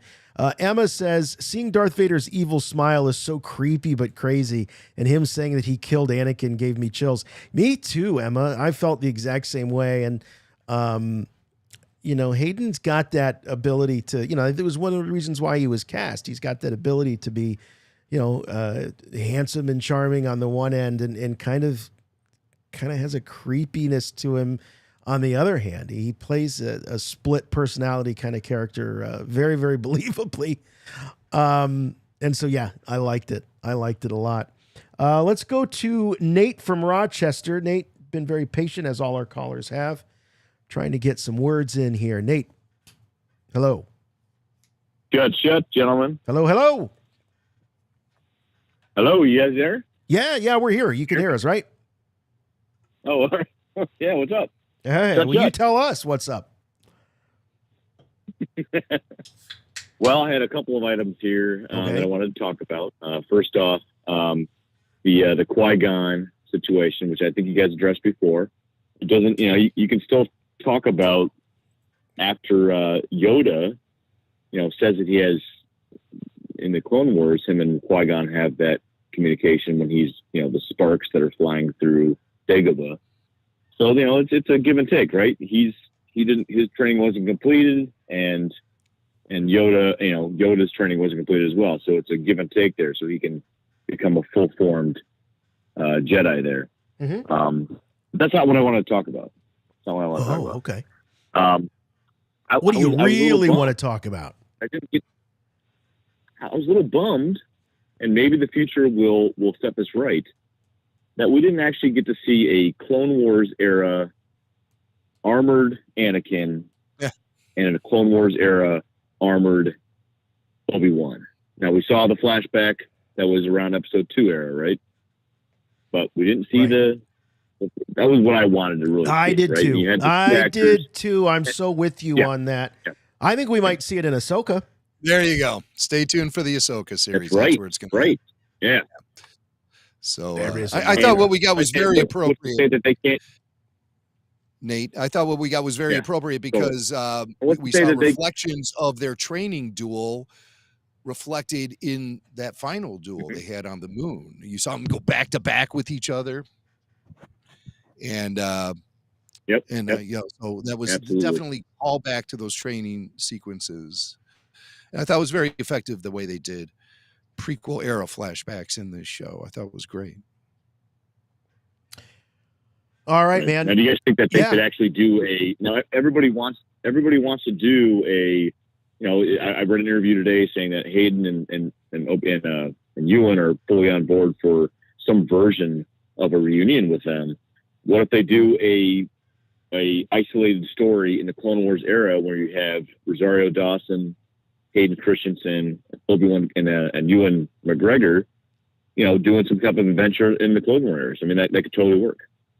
I'd love to see that. I'd love to see it.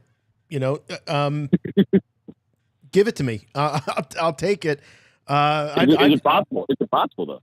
Yeah. Now watch them do a live action Clone Wars movie with all of them, and it'll become a huge box office success and totally redeem the original Clone Wars movie. How about that? All right, man. There you go. All right. Appreciate it. Thanks for the call. Thanks, guys. Have a great night. I just want to sign up for live action Zero the Hutt. That's what I want to sign up for. Could you imagine live action Zero the Hutt? Anyone? I'd be fantastic. They did those Hutt twins. Did those Hutt twins? Jeff. Hey, Jeff, you're on next here with Rebel Force Radio. Hello, Jeff. Hello, guys. Can you hear me? Yes, loud and Can you clear. hear me? Yes, sir. Oh, wow. Shut. And if I may, hello there. Yes, you may. You may. Only for this show. Say, I am. I'm an OT guy. I'm 50, and I got to tell you, this show made me feel great today. I felt like I was a kid again. Just seeing it end, I kind of feel great, and I also feel a little sad because this kind of reminds me of going to see Jedi in the theaters with my family when I was a kid, and just feeling good at the end of that. But I feel a little bit sad because I don't think we're getting a season 2. I think this is done. I think they wrapped this up pretty nice and neat. The whole Reva thing is kind of open, but I'm kind of curious whether or not they're going to have a season 2. I sat and watched all the credits. I was just waiting for a teaser of some sort to come up for maybe a season 2 like they did the end of the other shows, but we didn't get that. So I'm wondering what's coming next. Do you guys really think there's going to be a season 2? Or yeah, I do. I think there'll be a season 2. I think it's been relatively well received. It certainly has its critics. There's no question about that. But it was absolutely electric what was going on at Star Wars Celebration every time any of those guys came out on the stage, and I think amongst Star Wars fans, people that are Star Wars fans first, and social and pop culture commentators second, I think for the most part they really liked this show, or certainly there were enough aspects of this show that they really liked. I think if you are a pop culture critic, commentator, kind of all around, geek commentator, whatever you want to say, I think a lot of those folks didn't like this. And sometimes I don't know what those folks like at all, to be honest with you.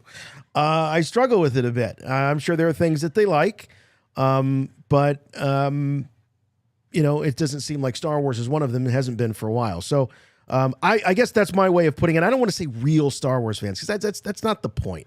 I just mean I think that there's a difference between people who are Star Wars fans first, and everything else comes second or fifth, and people that Star Wars is just one franchise and a whole plethora that they follow and claim to be fans of. The thing I find unfortunate are the fans who have committed to wanting to see Star Wars fail. And you say, well, why are you even a Star Wars fan? They'll say, well, I love it so much. I want it to I'm so passionate about it that I want it to be the greatest story ever told anytime it's told. And I can appreciate that, but also at the same time, I think a lot of these people go into it and they won't give it the chance. They just won't give it the chance. They want it to fail. And so that's who I primarily will hashtag. Well, they want it to fail Star because Wars. they want a big they want some big message to be sent to either Kathleen That's Kennedy or the Disney brass, and they're going to never go, gonna "Oh, happen." we realize the folly of our ways, and we're going to change it all." And it's not going to happen. It's not gonna It's either happen. gonna yeah. I mean, yeah, things are going to be tweaked, and I think things have been tweaked. Look, sequel trilogy Star Wars compared to Disney Plus is night and day. I hear you. Night and day. I hear you. And I think a lot of the roadblocks they ran into while producing the sequel trilogy taught some lessons. Nobody said it was going to be easy when George Lucas walked away from Star Wars. Nobody. Right. Nobody said it was a good idea to force him out either, but that's a whole nother conversation. And people are bitter Yeah, about right. that too. People are bitter about that too. They want Star Wars to fail because they forced out George Lucas. I mean, we're carrying a lot of baggage with us as fans of a franchise that's been around for 45 years and one in which we really put on a pedestal. But you got to give it a chance, folks. You got to give it a chance at least. And just Chairman enjoy of the board says lowering expectations is the way. I don't think that's what I'm suggesting. It's not. My Nobody's saying expectations to lower have never been. My expectations have never been higher. Honestly, I went into this series with huge expectations and expecting to be disappointed in some ways, and there were a few ways I was disappointed. But overall, I was so excited every time this episode rolled around. Yes, and there was so much. I think so much more to like and enjoy than there was to not enjoy. I didn't feel that way about Boba Fett. I mean, looking back on, I don't have a strong desire to go back and rewatch Book of Boba. I know I will. Jim and I will do commentaries for that series like we did with Mandalorian. But I can't say now this Kenobi series. I could see me watching this on as much of a rotation or parts of it as I do the films. To be honest with you, because I love these characters so much and I love these performances. It's funny with the Book of Boba Fett. I mean, I like that, but I watched it many times the weeks that they would air. Many times. More than Kenobi. And I've come to the determination is because I could watch it casually. With Kenobi, when I sit down to watch it, it's like everything needs to be just right. I need to be fully focused. It's not something I just have on in the room. You know, this is like a commitment. I'm committed to this. And so as a result, I watch it less because I value my viewing experiences each time. With Book of Boba Fett, I can just throw that on and have it playing while I'm working. I'm cleaning up the house or whatever. I'm on the phone, whatever. That's fine. And I still enjoy it, but it's not that level of Star Wars that I think Kenobi is. Here's N64 Rescue. That sounds familiar. Says Kenobi may disappoint me, but my brothers at Rebel Force Radio never do. I enjoy the show through your eyes. Thank you both. P.S. I love Baby Belushi. Yeah, Baby Belushi has been hanging out here. I think we got a message from him. Yes, we do. He says, Baby Belushi here. My favorite thing about this series was seeing Vader speed walk the whole time like an old lady in the mall before it opens. There was a lot of that. Was Vader budgieing? Was there? I thought in there. I did think I thought I saw ankle weights at one point. And you know, when they do that and they got the wrist weights and the ankle weights and they're walking the mall at 5:30 in the morning. Oh, yeah. I think a lot of that can be attributed to Hayden Christensen wearing the suit. I don't think Hayden was wearing it much during the duel. I'll be honest with you. I don't think he was. I thought that he was. No. I mean, it's one thing to do saber duels. Why did they talk about all their choreography and learning the duel? If it wasn't the gonna be training Hayden. sequences, the flashback sequences, you know. Yeah, I don't know. We'll find out. We'll find out. I would be very happy if it was Hayden in some of those sequences, but I just don't know. I just don't know. It's so difficult to pull off those complex moves with all that gear on. That's very heavy gear and that helmet and all of that stuff. I mean, Yeah, it you're right. You're requires right. That's a certain professional. That's to be able stuntman to work. pull I that mean, off. even Dave Yeah. Prowse didn't do that. you Right, know? right, right, And right. he was Dave Prowse. Here's John. John says, I cried during the Obi-Wan Vader fight. Did y'all? If I did, John, I would never admit it. So that means but he did. I'm glad you did. Swank I'm glad was you weeping. did. I'll tell you, I got hit in the feels with Ben talking to Leia about her parents and that music's Yeah. playing in the background. I'm like, that's the moment that got me. And I definitely I wasn't like, fighting back the tears or anything, but there was a certain emotion welling up in me when that happened. Oh, emotional. Yeah. I don't cry at anything anymore. I'm cold as ice. Yes, I can let everyone know that that's absolutely true. You're like a machine. More machine than here's man. Air for Swan says maybe Reva had Fennec mods since the temple attack. That was my theory. I mean, I thought that was certainly a possibility. I thought, well, they did sort of establish this with Fennec, Yeah. but now I'm reminded, like, you got Grand Inquisitor, you got Fennec, you got Reva. Who else is taking it through the gut? Well, Darth Maul was Tala sliced in got- half. Well, right. Tala got shot in the gut. She didn't, she made the ultimate sacrifice. Yeah, you know what? She survived that, though. It was the droid falling on her that crushed her to death. That'll be in the novelization. That's sad. But, Yeah, please. Let's get that. Here's our buddy Eric from Phoenix. Thanks, Eric. Says, can't stick around for the live stream. Great finish to the series. Not perfect, but a ton of fun. Love the inclusion of the OT music in this episode. Space chase scene music from Empire. I loved that, too. That was great. Leia's theme and Imperial March. Yeah, I think you nailed all of them. That was great to hear, and inappropriate that they saved it for the end.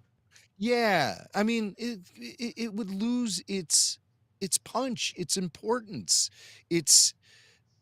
If it kept appearing over and over again in the show, the Vader March and all of that stuff, the Imperial March. I heard a lot of nods to the Rogue One soundtrack, but it was really in this episode, of course, when they incorporated the three great themes, the Force theme, Leia's theme, and the Imperial March. That was fantastic, but I also thought that the usage of the new Obi-Wan theme from John Williams really became fully established for me as a fan in this episode. I started to take note of it more and more throughout the episode. And then I heard other interesting nods to other pieces of John Williams Star Wars music as well. I didn't keep a spreadsheet on it or anything, but we'll be talking about this for a long time to come, and we'll be I'm sure that there will be more information released. I'm really excited for the Disney Gallery show. I mean, that hasn't been announced, but that'll I'm just be big. assuming that we'll get one. That'll be really exciting, and who knows? Maybe by that time they'll announce a second season. They did that Disney Plus Day last year. I think it was around September of last year. I think they're going to do something similar this year. Is it September or November? I think it's November. That like celebrates the anniversary and stuff. Yeah, So I yeah, hope yeah. we don't have to wait till November for the Disney Gallery episode for this. Hopefully by the end of the summer before Andor launches. Andor launches on August 31st. So they'll want to put some Star Wars content out there for us between now and then. And I think maybe late June, Disney Gallery for Kenobi would be appropriate for anyone at Disney Plus programming listening. If you guys were wondering when we would probably like it the best, it'd probably Tomorrow? Or tomorrow would be. Let this one breathe. Let this one breathe. Okay. The magician Next doesn't week. want to explain to you how he did all the tricks right after he does all the tricks. He wants it to breathe for a little while, make you think about it, and then they'll come back and tell us. Let's go to Michelle from my home state of Ohio. Hello, Michelle. Welcome to Rebel Force Radio. Hi, Hi guys, how are you tonight? Doing great. Great. Very happy to I'm hear from a female awesome. fan. Yeah. Yeah. We need more female callers. Yeah, my husband and I listen to you guys like every night. Oh, thank you that's so so much. nice. Where in Ohio are you from, by the way? We live in Hartville, so Stark County, really close. Real close. We've probably seen each other at the grocery store. Oh my God. Oh, I'm it's sure. Swank. Well, keep Real your eyes close. open for Swank at the Meyer Foods or wherever you guys go. That would be a blessing. Giant Eagle, right? I would crap my pants yeah. if I saw Swank at the grocery store. I wouldn't believe it. You've seen me in a grocery store many times. All right, Michelle, what do you got to say? So one of the biggest moments for me of this entire episode was obviously the big showdown between Obi-Wan and Vader. And when Vader said, "You didn't kill Anakin Skywalker, I did." That put me on a whole thought spiral of the fact that this whole series has just proven to me even more that and this is probably an unpopular opinion, but that Darth Vader and Anakin are the same person now more than ever. And I think you guys brought up earlier how Darth Vader is kind of just a coping mechanism. The only way that Anakin can really deal with everything that he's done is by making this false personality and putting all of his bad decisions, not taking any responsibility, and saying, "Oh, yep, Darth Vader, I'm dead. I can't take any responsibility for these bad actions." And so I think when Vader said that to Obi-Wan, I think it was absolutely mercy. I think that was the human side of him, trying to give his old master some reprieve. And I think it was the third episode when he starts burning Obi-Wan alive, which was totally awesome. Tala gives that distraction, and he's got stormtroopers all around him, and it's just Tala, Nedby, and Obi-Wan. And Darth Vader totally had the opportunity to continue torturing him, but he decided not to. So where does that come from? Does that come from, the moment's gone? Or does he suddenly have a chance to think about what he's done and thinks, oh, wow, maybe this is too far? And I think when he said, "You should have killed me when you had the chance," that feels very much like a death wish. Why, I wish I hadn't been able to come so far. And I think the most important thing, which I actually thought of when listening to all the other callers while I was waiting, was Palpatine was really able to get Anakin to the dark side in the first place by separating Anakin from Darth Vader. And the person who doesn't do that the entire time we see him is Luke. And that's the person who ends up getting him to come back to the side of the angels. Wow, Michelle, you're laying a lot of really great stuff on us. That's really good. Really great stuff. Wow. I hope I do run into you in the grocery store. We'll be there forever talking Star Wars. No, that's a lot of really, really good insight. I love it. I struggle. The only one that I struggle with, and I'm the one that brought it up to Jimmy Mack earlier, was Anakin's or Vader's admission of killing Anakin Skywalker. Was that a mercy? Was that an act of mercy in some way? Because I think it's because some of us want to really believe that there still is good in Vader. I like that idea of the conflict within him. I mean, it's something that, because of Return of the Jedi being, the first big Star Wars moment for me as a kid, some of that dialogue all that dialogue is just burned in my brain. I feel the conflict within you. Let go of your hate. It's too late for me, son. All that stuff. So it's interesting, and I'm just starting to sort of realize this, because my first introduction to Darth Vader was the redemption arc. I mean, I got to be around Darth Vader as a kid for a couple hours, and he was redeemed. Whereas, Jimmy Mack, his first introduction to Darth Vader was he was the cold, brutal, uncaring guy that you didn't know. Was he even a guy? Was he a robot? What was he? So, well, he was killed Luke Skywalker's father. That's who he was, and helped the Empire hunt down and destroy the Jedi Knights. That's exactly who he was. There's no wiggle room. Yeah. So a very different introduction to the character. But Michelle, thank you so much, and thanks to your husband. I'm glad you guys listened to the show, and very cool that you're right, not too far from me, right down the street. Boy, oh boy, oh boy. We got time for a couple more. We're just not going to get through all these guys. Let's get a good one. How about Nat? Nat calling from Houston. Not that Nat.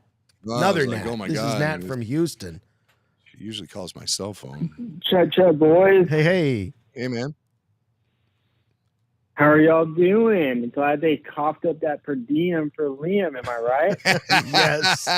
Right we on. needed to see it. Where the hell you been, man? Is that what he says? They dug into those. This is where you been, man. He says, wait. No, that's what he thought the line was. The actual line was, what took you so long? Oh, what took you so long? I'm standing out here in the middle of the desert. Yeah, I am a spirit, but I am very fair-skinned still. Not, burning up here, 2 suns. That Irish skin. I got to say that before we blow past this is I am somewhat sympathetic to the some of the complaints about the visual effects, and that initial appearance of Qui-Gon. I was like, is he like a little tiny? Is he like, it looked like a hologram popping out of the ground. The perspective felt really off and weird for me. To me, it felt like, am I seeing something? What is that? It kind of gradually came into focus. It was kind of cool. Go ahead, Nat. Yeah.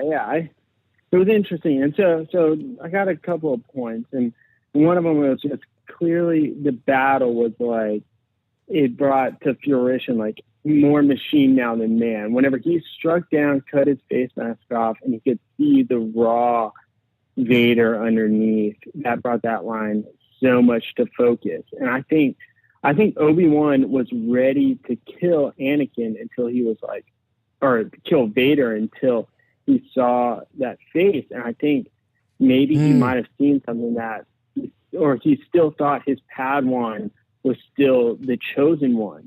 And so he wasn't ready to let that go. And that might have been why he walked away. Yeah, I think that where Obi-Wan is on the whole chosen one idea, I don't think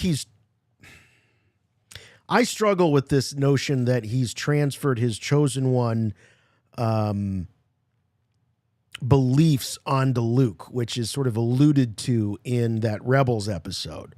I struggle with that a little bit, but where I really think he is on the chosen one is, I think he believes what Yoda said, misread the prophecy may have been. He says, wait a minute, you were supposed to destroy the Sith, not join them. You were supposed to do this. You're supposed to do that. He didn't. So I think he's given up on Anakin as the chosen one. I believe at this point. Yeah.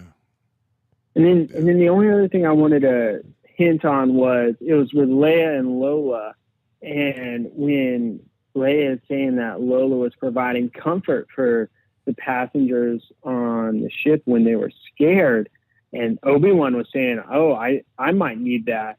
Yeah. And so I was wondering if that indicated any hint of fear in Obi-Wan, and just took me back to the wise words of Master Yoda that like fear leads to anger, anger leads to hate, and obviously we know that Obi-Wan doesn't fall to the dark side, but if he was feeling scared in some sense, does that indicate some potential sense of fear at the same time?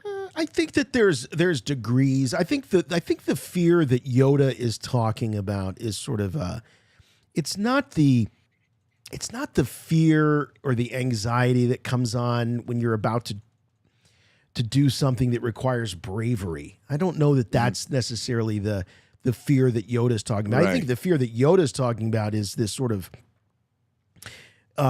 all engrossing or all encompassing fear like Anakin has of not having the what he wants most with him all the time. A fear of losing could be physical possessions or losing a person. I think that more kind of existential fear is what Yoda's talking about there. And George Lucas himself has directly talked about this, about giving into your fear and letting your fear control you, fear of losing possessions, fear of losing power, status, fear of losing things that are out of your control. This is the type of stuff that really fired up the dark side in Anakin Skywalker. Not like being afraid of the dark or anything, which is brought up in the series, but right. Or fear of the unknown. Like that's what I think the people on that ship and Ben were feeling at that time, the fear of the unknown. What are we getting ourselves into? How is this going to end? It's not going to end well. Things like that. I think that's a different kind of motivating factor than trying to protect the things you already have. Yeah.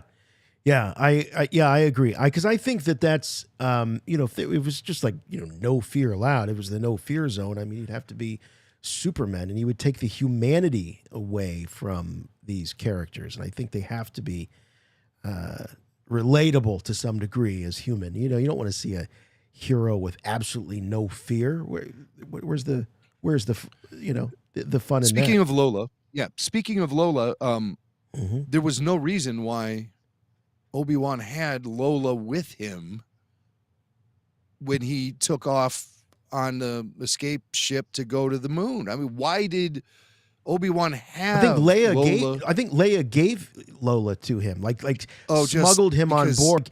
A lucky she wanted something that would give him comfort. She wanted to show some way of supporting him on this mission, and it was a great sacrifice. Lola is her best bud, and it'd be like giving someone your dog, as you go to take your final journey. Right. It didn't have any ramifications on the story, though. So but it certainly illustrated the bond between. Yeah. Okay. Yeah. The bond. But I thought when like Ben put Lola on the cockpit dashboard, like. Yeah, looking out the cockpit window, I thought maybe like Lola would like record the duel between Ben and Darth, and then Leia would watch it later or something. Maybe that's how we got the whole show. This is all Lola taping this stuff. Stuff's all real. It was always said that the story of Star Wars was told through the perspective of R2 and 3PO. So I thought, would we be getting Lola filling in for the droids in this thing? But I mean, that's me kind of looking way between the lines and stuff. So hey, I want to hear from Eric from Albuquerque. Eric's got an interesting topic here because we didn't really spend a whole lot of time on the conversation between Vader and Palpatine, and because I'm thinking it's not much all that significant there, but maybe you see it differently, Eric. Hey, hello, guys. Big fan of yours. I've been listening to you all since the Lawless Clones Declassified back in the early 2010s. Oh, wow. So all right. Really glad to be here. Thanks for calling. Thank you. Okay, so the one thing I got is most of my theories are based on the Darth Plagueis series, on the theory of the dark side, how they see it. And I'm looking at it, and I'm going to call him Sidious because when he's dealing with the dark side, he's dealing with Sidious, in my opinion. Okay. Sidious sees that Darth Vader is I think he's weak. When he asks him if I can't remember the exact phrasing, but Darth Vader comes back with Obi-Wan means nothing to me. You can see Sidious doesn't believe it because he understands that Darth Vader is off balance, and I think that's exactly where he wants him. Because the Sith only want power for themselves, as it said in the Revenge of the Sith, or is it Plagueis series? Is no true Sith cares about another one, and Sidious doesn't even care. He's got the chosen one where he wants him. He's destroyed him. He's weakened his midichlorian count, and the more that Darth Vader is off chasing throughout the galaxy, Sidious is still acquiring power. So I think Sidious realizes that Darth Vader is, I'm going to be blunt, like the LeBron James of the Sith. He's just got all the potential, but hasn't put it together, and he never will. and I think he's where he's at. I think Jason B from Cleveland will argue that LeBron. No, James, I heartily agree. I heartily agree. He brought you guys a championship. I mean, yeah, he brought us a lot of other things too. And then he ditched you. Yeah. No, I like all that. I like all that. I think that I don't like the line. I agree with you, Mac. You seem irritated. It's small. That's a small emotion in Star Wars. You want big. People don't get irritated. It's passion in Star Wars. It's anger, fear. It's all these big emotions. Irritated. It just, again, it feels very small. I think that he is concerned about, that Obi-Wan is still out there, and is there still a vestige of Anakin left in Vader? He wants to rid any bit of Anakin Skywalker out of Vader, and Obi-Wan still being out there potentially is a threat. I don't think, because Palpatine doesn't yet know that there are children out there. Anyone that has a connection to his former life is a threat. Yeah. I think that's his interest, and is Kenobi still around? Well, yes. Does the caller have anything else to add to that? Oh, he's gone. No. Oh, he's out of here. He's out. He's out of here, and I think I was perusing the chat, so I. Oh, sorry about that. I think we're out of here too. We're out of here too. But before we had a go, few super chats we didn't- yeah, we got not enough time. Too many chats, not enough time. Do want to say thanks to Tyler, get his thoughts. Yeah, thanks for What'd having you me, think, guys. buddy? How'd it wrap up for you? I loved a lot of it. I have nits to pick like anyone else. But one thing I want to make sure that gets said is I just want to give a shout out to James Arnold Taylor for laying a lot of the groundwork that builds this character. I don't know. It was something that I was conscious of throughout. But one thing that I kept thinking about today in reference to you guys is you are OT fans. I'm a prequel fan. Growing up as a prequel fan, I was always focused on Anakin. I idolized Anakin, wanted to be him. When he turned, it really hurt me, and it kind of hurt me again. But when you guys saw Alec Guinness portray Kenobi for the first time, and now you're seeing this sort of not prequel Ewan, a sort of a mix between a prequel Ewan and a OT Ewan or Kenobi, you know what I mean? Yeah. How does that hit you? Are you seeing the transition? Just what's your opinion of that? And how is that character being represented differently? I guess because I don't connect with Ewan as much as I do Anakin. I don't know. Interesting. I connect with Ewan quite a bit, and there's moments that I think that his voice work and the way he tries to connect to the Alec Guinness version is so well done. And sometimes I really feel that I'm watching an extension of that Alec Guinness character. I really do. So it hits me in the right spots. You mentioned James Arnold Taylor, also Matt Lanter. I think Matt Lanter has probably contributed even more significantly to Anakin than James has with Obi-Wan, only from the standpoint that when it comes to Obi-Wan, the version that James plays is very similar to the version that Ewan plays. That cannot be said for the way Matt is portrayed Anakin. Very different from the Hayden Anakin. I had hoped that we would see some kind of a different side of Hayden's Anakin in this. It wasn't to be. The only time we did see them together, they were fighting. But we'll see. Maybe there's more to come. But that's my take. So, but great to shout out those actors that gave so much to these characters and certainly a massive contribution by them. Massive. Massive. All right, Tyler. Thanks, buddy. We'll do this again. Won't be the last after show, that's for sure. May not even be the last Obi-Wan Kenobi after show. Who knows? Who knows? There's still a lot to talk about with this series. Speaking of things to talk about, Jimmy Mack, final thoughts? I think now that it's all said and done, I find myself feeling very fulfilled with where this series went. I felt like the depiction of the characters was pretty accurate, you know, as far as my own mental canon goes, you know. Where are these guys at 10 years after Revenge of the Sith? Where are their heads at? What's going on here with these cats? It gave me all of the internal drama I wanted. It gave me the proper friction between Anakin and Obi-Wan. It gave me a Vader I really wanted to see. I feel like the production did an incredible job bringing Darth Vader to life.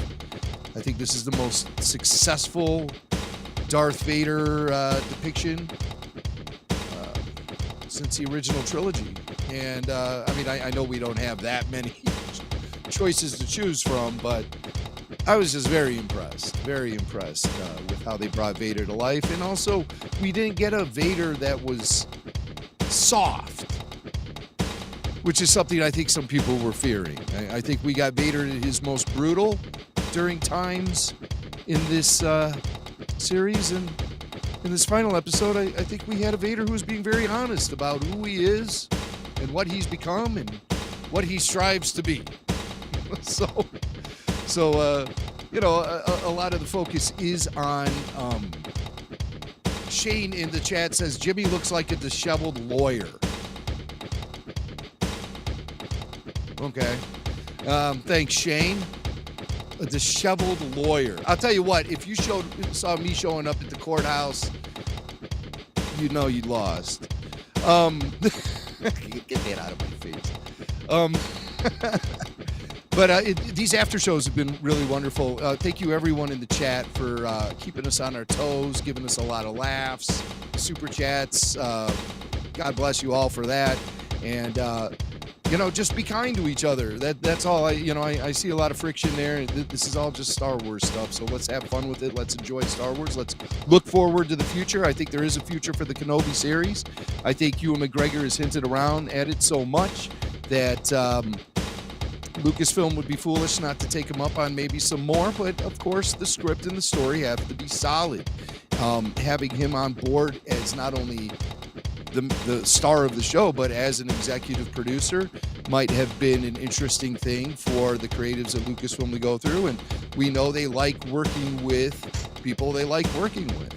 And something tells me they had a real good time working with Ewan McGregor. So I do actually expect to see more from Kenobi. I think there are some loose plot lines that need to be resolved.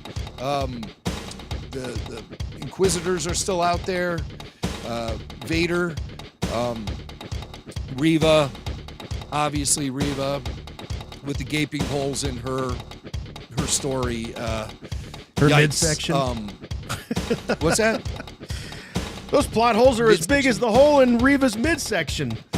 I was thinking to myself, all right, how could she take that saber blade through her gut? And then I was thinking, maybe Darth Vader, maybe Anakin did stab her when she was a kid Padawan.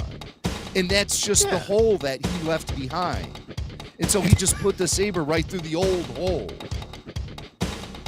I don't know. That's such a stretch. I can't. Whatever. I can't. I don't want to think about it. I just want to think about the Larses and Kenobi and Vader and just leave it at that. I was happy to see Palpatine at the end to bring it all together. I think a lot of the problems people had with Palpatine's look is the hood. The hood was too high. It was like revealing too much forehead. We need to have him, more like that. That's how. Yeah, it was a weird angle. Normally, you can get away because McDiarmid, even without the makeup, if you get that angle right where you just see the nose, that's Palpatine. You don't even need the wrinkles. But they had him with like the forehead like really exposed, and the lighting was weird on it. But it was weird. I think it was all CG makeup. I do. I think it was a CG Palpatine. It's Palpatine. Yeah. And, and we know who it is. We know the character, and we know what he means to the story. And he was able to slap Darth Vader onto the right side of the road. Put him in the right place where he should be, and not obsessing over Obi-Wan Kenobi. But I do think there's room for a second season. Really looking forward to Andor. We'll be here with after shows for Andor. And Andor and the Bad Batch will be running concurrently for a while in the fall. I don't know how we're going to manage the after shows as far as that's concerned. We'll figure it out. Oh, we'll figure it out.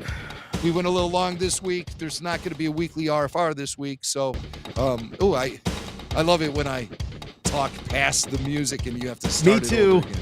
That's usually kind of a sign to me. Maybe wrap it up. So thank you, everyone, for listening. What a great season. What a great load of fun we had with everyone. Looking forward to more Kenobi, hopefully. Definitely looking forward to more Star Wars streaming series. Kitster, not in this episode. All right. Thank you all so much. We'll see you next time. Big thanks to Tyler. Thanks to all the super chats. Thanks to all the callers. It has been an awesome season. I agree. I think that the two stars of this series are clearly Obi-Wan Kenobi in the form of Ewan McGregor and Darth Vader in the form of all the magic that went into making him, from the voice to the costume, especially the voice, and also just the cool factor of knowing that sometimes it was Hayden Christensen under there. And I actually have a feeling we're going to find out that he had a lot more to do with the speaking parts than maybe we believe. We'll see. We'll see. Anyway, we'll see you next time for Rebel Force Radio. I'm Jason. I'm Jimmy Mack. And remember, The Force will be with you, always.